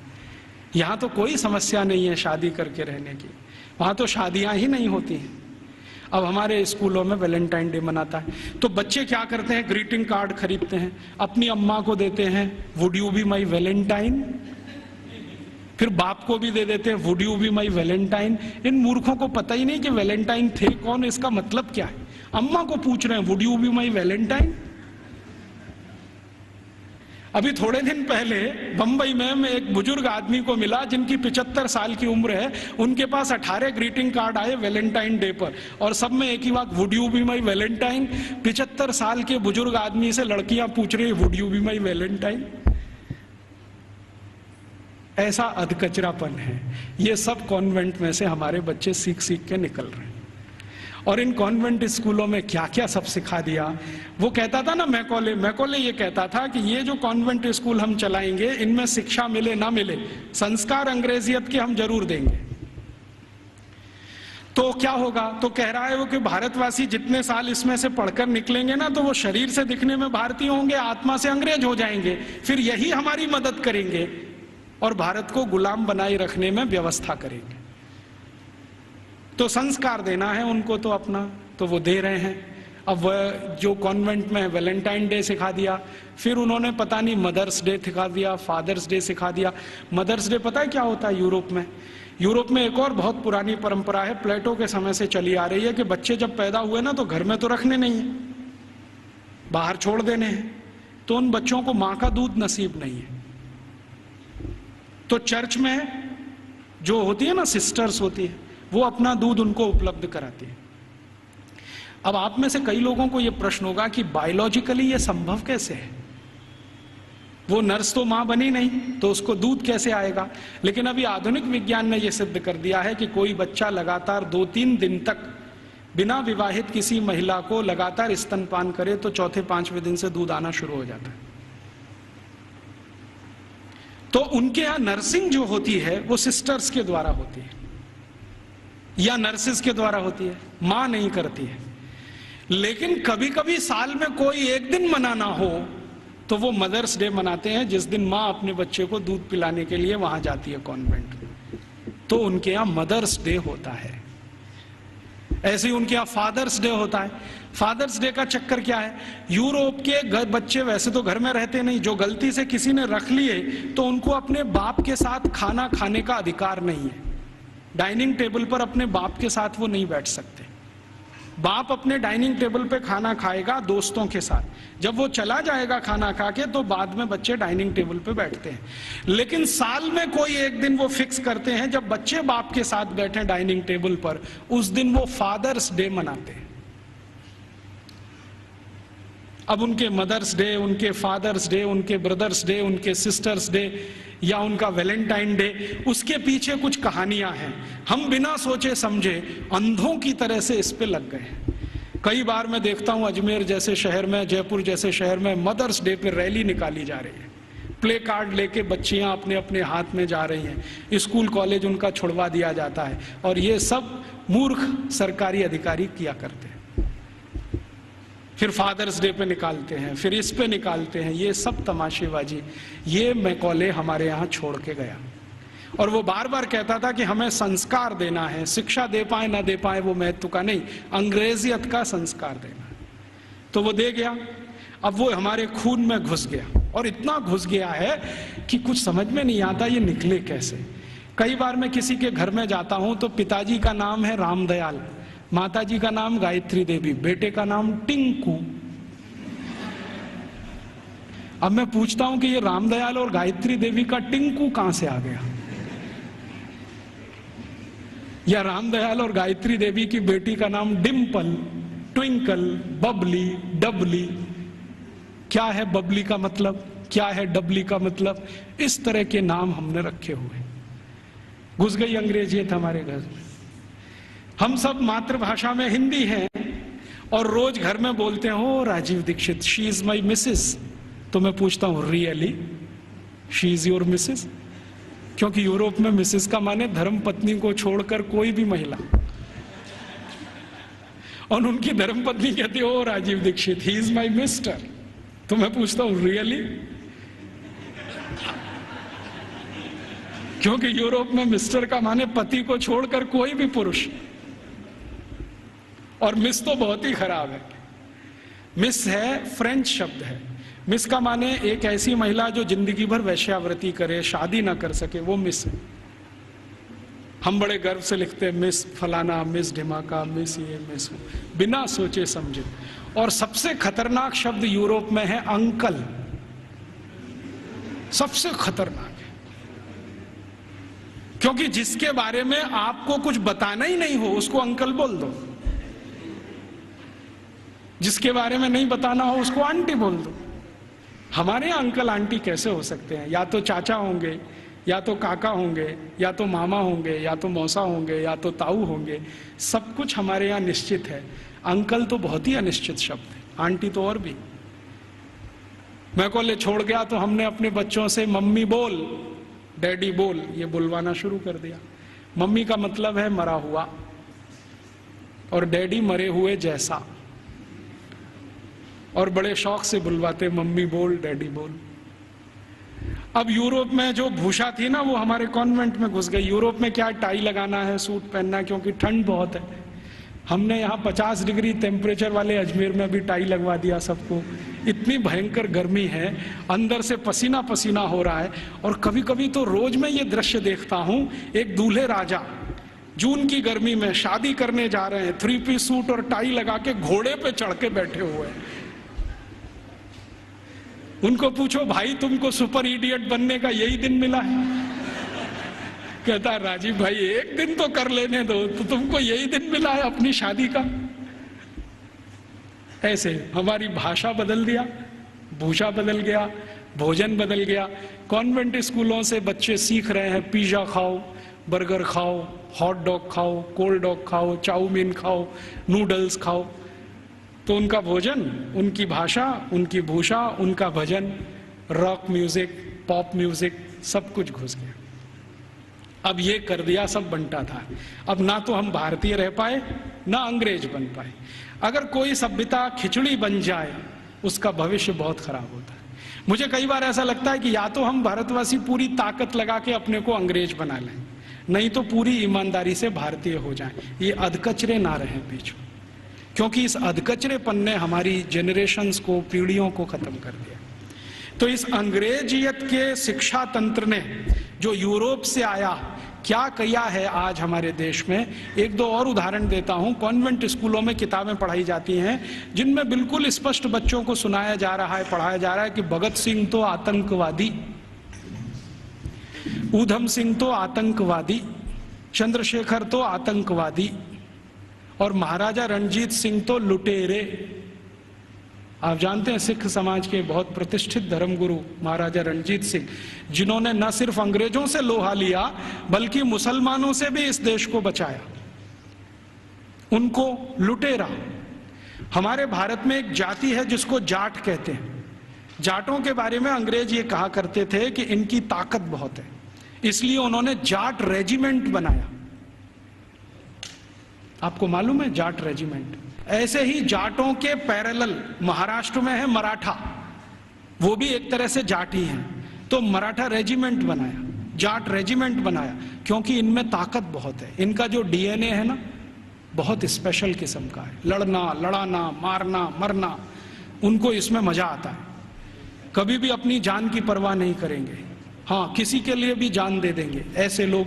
तो जाटों को अंग्रेजों ने लिख मारा और कॉन्वेंट स्कूलों में पढ़ाया जा रहा है अंग्रेजों के जर खरीद गुलाम। अब ये बच्चे बार बार पढ़ रहे हैं, रोज रोज पढ़ रहे हैं, रोज रोज पढ़ रहे हैं, रोज रोज पढ़ रहे हैं, तो थोड़े दिन में मान ही लेंगे कि हाँ भगत सिंह तो आतंकवादी था, ऊधम सिंह भी आतंकवादी था। क्योंकि एक झूठ को आप बार बार कहो, बार बार कहो, बार बार कहो, तो 10-20 साल में सत्य तो हो ही जाएगा। एक कॉन्वेंट स्कूल की हिस्ट्री की किताब में मैं पढ़ के आया, और वो किताब मैंने संभाल के रखी हुई है। झांसी की रानी लक्ष्मीबाई ने भारत की आजादी के लिए कुछ नहीं किया, और उसका जीवन चरित्र लिखा गया है कि वो एक अंग्रेज अधिकारी जॉन लेक के प्रेम और मोहब्बत में ही फंसी रही जिंदगी भर। झांसी की रानी लक्ष्मीबाई के बारे में ऐसी सब चीजें पढ़ाई जा रही हैं। और धीरे धीरे हुआ क्या है, इन कॉन्वेंट स्कूलों के बनाए हुए सिलेबस को भारत सरकार ने सारे देश का सिलेबस बना दिया है, पूरे देश का। अब संसद में भले ही कितना हंगामा हो, लेकिन सरकार कहती है जी सत्य तो यही है, क्योंकि अंग्रेजों ने लिखा है। और हमारे प्रधानमंत्री भी कहते हैं सच्चे सत्यवादी तो अंग्रेज ही थे जो हमको ये सब सिखा के गए। ये स्थिति हमारे देश की है। तो ऐसी गंभीर स्थिति में हम सबको सोचना है, आज शिक्षक दिवस है, तो हम सब सोचें कि इस शिक्षा का क्या करें जो यूरोप से आई है और हमारे देश में जड़ जमा के बैठ गई है। मुझे बहुत कष्ट होता है आपको ये बताते हुए कि भारत में जो कॉन्वेंट स्कूल चल रहे हैं, आप जानते हैं इनके पास सबसे ज्यादा भूमि है भारत देश की। मैंने संसद में एक प्रश्न करवाया था, आप यहां बैठे हैं, मेरे एक दोस्त हैं अखिलेश कुमार करके गोरखपुर से, और सॉरी उसके पास के क्षेत्र से सांसद हैं। मैंने कहा जरा ये पूछ तो लो कि भारत में सरकार के बाद किसके पास सबसे ज्यादा जमीन है। तो उत्तर आया कि सरकार के बाद सबसे ज्यादा जमीन चर्च और उनके कॉन्वेंट स्कूलों के पास ही है। रेलवे से भी ज्यादा जमीन इनके पास है। और हजारों हेक्टेयर जमीन एक एक रुपए के लीज पर दी गई है। हजारों हेक्टेयर, 1 रुपए का लीज, 2 रुपए का लीज, माने साल में वो 1 ही रुपया देते हैं, हजारों एकड़ जमीन भारत की इस्तेमाल कर रहे हैं और उनकी मिल्कियत है। 1820 से अंग्रेजों की सरकार ने ये जमीन देना शुरू किया, 2006 तक ये आबाद गति से चालू है। हमारी ही जमीन है, हमारा ही पानी है, हमारे ही संसाधन है। पहले मैं क्या सोचता था कि इन कॉन्वेंट स्कूलों में डोनेशन बहुत देती होगी सरकार, लेकिन संसद में एक जब सवाल करवाया तो पता चला कि सरकार का डोनेशन तो 10% ही है, बाकी समाज का डोनेशन। अकेले मैं मुंबई का आंकड़ा आपको दे रहा हूं। बंबई में जितने कॉन्वेंट स्कूल चलते हैं उसमें 92% हिंदू समाज के लड़के लड़कियां पढ़ते हैं, 92%। 2.5% क्रिश्चियन समाज के हैं और बकाया में मुसलमान हैं। ये है स्थिति। तो 92% विद्यार्थी हिंदू समाज के जो पढ़ते हैं बंबई में कॉन्वेंट स्कूलों में, वो सब विद्यार्थी के माँ बाप 1 साल की फीस के रूप में 18,000 करोड़ रुपए देते हैं। आप सोचते हैं ये रकम कितनी बड़ी है? राजस्थान सरकार के बजट का लगभग आधा बंबई, सिर्फ बंबई के कॉन्वेंट। फिर कलकत्ता के कॉन्वेंट, मद्रास के कॉन्वेंट, हैदराबाद के कॉन्वेंट, दिल्ली के, इन सबको मैंने जोड़ना शुरू किया। फिर बी क्लास सिटीज के कॉन्वेंट, जैसे अजमेर है, जयपुर है, ऐसे शहर। फिर सी क्लास। कुल कॉन्वेंट स्कूलों में साल का भारतीय समाज के द्वारा 1 लाख करोड़ रुपए से ज्यादा का डोनेशन और फीस दी जा रही है। हमसे पैसा ले रहे हैं और हमारे ही बच्चों का दिमाग घुमा रहे हैं। और ऐसे ऐसे दिमाग घुमाए जाते हैं। एक कॉन्वेंट स्कूल के खिलाफ मैंने मुकदमा दाखिल किया हुआ है गुजरात हाई कोर्ट में। मामला क्या था, छोटे छोटे बच्चे वहां पढ़ने को आते हैं, तो उन बच्चों को लेने के लिए बस जाती है, तो ड्राइवर को कहा जाता है कि जानबूझ के बस बंद कर देना। तो कभी भी वो ड्राइवर बस बंद कर देता है। फिर बच्चों को कहता देखो बस खराब हो गई, तुम्हारे भगवान का नाम लो। तो बच्चे का नाम लेते हैं, हनुमान जी का, राम का, बस चालू नहीं होती। फिर वो कहता देखो तुम्हारे भगवान तो कमजोर हैं, ये तो चालू नहीं हो रही। अब ईसा मसीह का नाम लो। जैसे ही बच्चे ईसा मसीह का नाम लेते हैं वो तुरंत स्टार्ट कर देता है। तो 3-3 साल के बच्चों के दिमाग में आ जाता अरे ईसा मसीह तो बहुत ताकतवर है। फिर वो बच्चे आके अपने घर में मम्मी पापा को बोलते हैं अरे देखो हमारी बस खराब हो गई थी, हमने ईसा मसीह का नाम लिया, वो चालू हो गई। ये मैंने एक घर में एक बच्चे के मुंह से सुना। उस दिन मेरी आत्मा हिल गई। मैंने कहा ये हो क्या रहा है। आज मैं आपके यहां आने से पहले शाहपुरा एक छोटे से नगर में था, तो वहां पर राम सनेही संप्रदाय के एक बड़े संत हैं। उन्होंने तो कहा कि इतना ही नहीं होता, कॉन्वेंट स्कूल में आगे भी होता है। बच्चे जो छोटे छोटे होते हैं ना, जिनके मन भोले भाले हैं, उनको एक खेल खिलाया जाता है कि उनके राम और कृष्ण है ना, उनकी मूर्तियां बनाई जाती हैं मेटल्स की और बच्चों को दिया जाता है। फिर वो कहते हैं कि स्विमिंग पूल में इनको तैराओ, तो बच्चे उनको डाल देते हैं, वो सब डूब जाती है क्योंकि मेटल्स की। तो कहते हैं देखो तुम्हारे भगवान डूब गए। फिर उन्हीं छोटे छोटे बच्चों को काष्ठ की मूर्तियां दी जाती है, लकड़ी की, ईसा मसीह की, कहते हैं तैराओ, तो वो तैरने लगती है। तो बच्चों को कहते हैं देखो ईसा मसीह इतने ताकतवर हैं कि वो तैर सकते हैं, रामकृष्ण तो डूब गए तो तुमको भी डूब। तो लोकमान्य तिलक की इस बात को फिर याद करें, दुश्मन हमसे ताकतवर है, बहिष्कार करो और असहयोग करो। बाद में गांधी जी ने उसको और तेज से कहा। हम इन कॉन्वेंट स्कूलों को और इस एजुकेशन को हटाना चाहते हैं यूरोपियन, तो इसके लिए असहयोग करो और बहिष्कार करो। मतलब मैंने आपसे कहा कि 92% विद्यार्थी हमारे हैं जो वहां पढ़ने जा रहे हैं, इनको रोको। और हम इसको अपने घर से शुरू करें कि हम हमारे घर के किसी बच्चे को कॉन्वेंट में नहीं पढ़ाएंगे, क्योंकि हम उसको बास्टर्ड नहीं बनाएंगे। वो इंजीनियर बने ना बने, डॉक्टर बने ना बने, कम से कम बास्टर्ड तो ना बने। इतना अपमान तो ना करें हम अपने पिता का। तो हम नहीं भेजेंगे हमारे बच्चों को। तो फिर कहां भेजेंगे? जो हमारे स्कूल चलते हैं उनमें भेजेंगे। फिर आप कहेंगे उनमें सुख सुविधाएं कम हैं, बढ़ जाएंगी। जब धन का प्रवाह कॉन्वेंट स्कूलों से भारतीय स्कूलों की तरफ होगा तो सुविधाएं भी बढ़ जाएंगी। आप सोचो 18,000 करोड़ रुपया बंबई के कुछ कॉन्वेंट स्कूल को हर साल मिलता है, इतना ही रुपया आर्य समाज के गुरुकुलों को मिल जाए, या सनातन समाज के लोगों को मिल जाए, या किसी और संस्थाओं को मिल जाए जो भारतीयता आधारित गुरुकुल चलाते हैं, तो वो सुख सुविधाओं वाले हो जाएंगे। वो तो धन के प्रवाह को बदलने की जरूरत है। अभी धन का प्रवाह कॉन्वेंट स्कूलों की तरफ है तो सुख सुविधाएं वहां ज्यादा हैं। हमारे स्कूल पानी से प्यासे हैं, बैठने को जमीन पे टाट पट्टी नहीं है, स्कूल में पढ़ाने के लिए ब्लैक बोर्ड नहीं है, सामान्य जरूरतों की चीजें जैसे संडास घर होना चाहिए वो भी नहीं है। तो ये इसलिए कि धन की कमी है, धन का प्रवाह उस तरफ है, इसको मोड़ दो। तो समाज में एक बहस चले इस पर कि ये कॉन्वेंट स्कूल आए कहाँ से हैं, उनके यहाँ शिक्षा की क्या स्थिति रही है, तो शायद इसमें से एक समझ बने और ये समझ हिंदुस्तान में अगले 2-3 वर्षों में कोई अभियान का स्वरूप ले और ये अभियान हिंदुस्तान के इस विश्व बीज को उखाड़ कर फेंक दे, ऐसी भावना मेरे मन में है।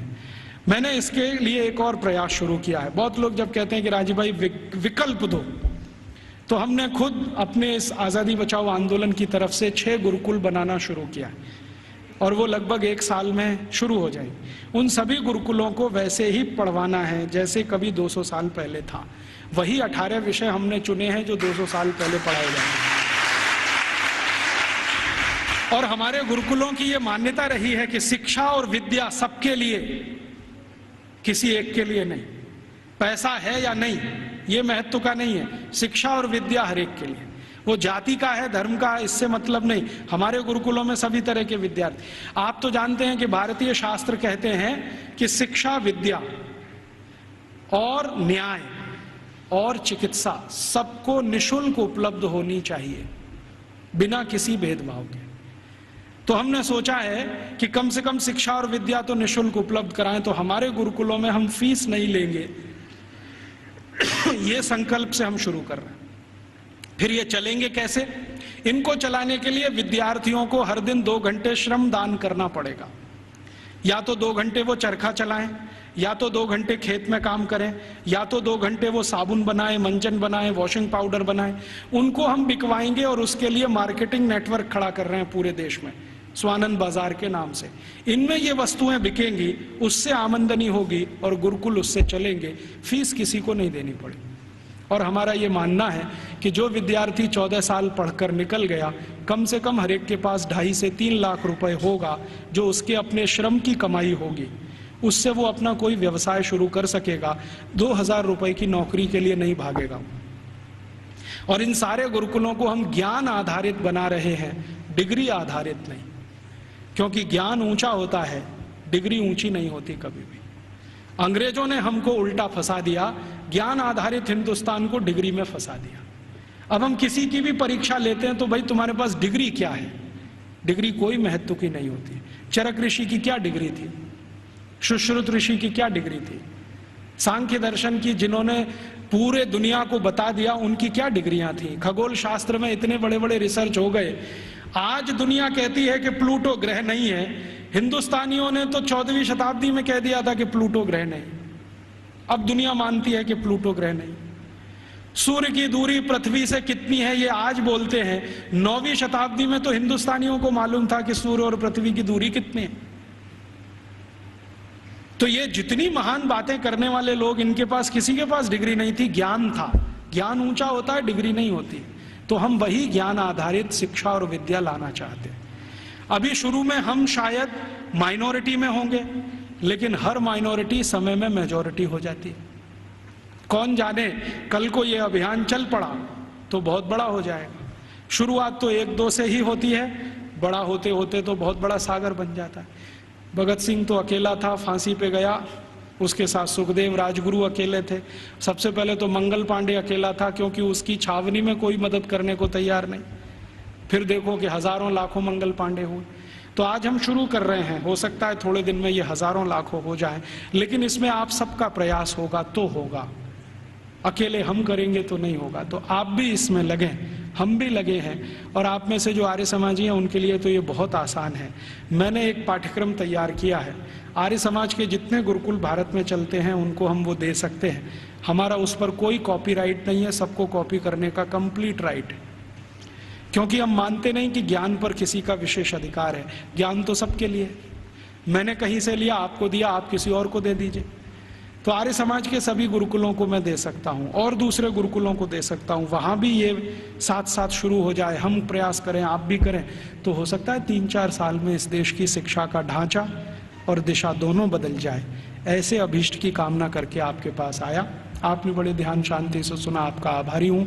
इन बातों को किसी और को भी सुनाएंगे तो और आभारी रहूँगा। कुछ बातें ऐसी मैंने कही हों जो आपको अच्छी न लगी हों तो उनको यहीं छोड़ कर जाइए, उसके लिए माफ़ी चाहता हूँ। धन्यवाद।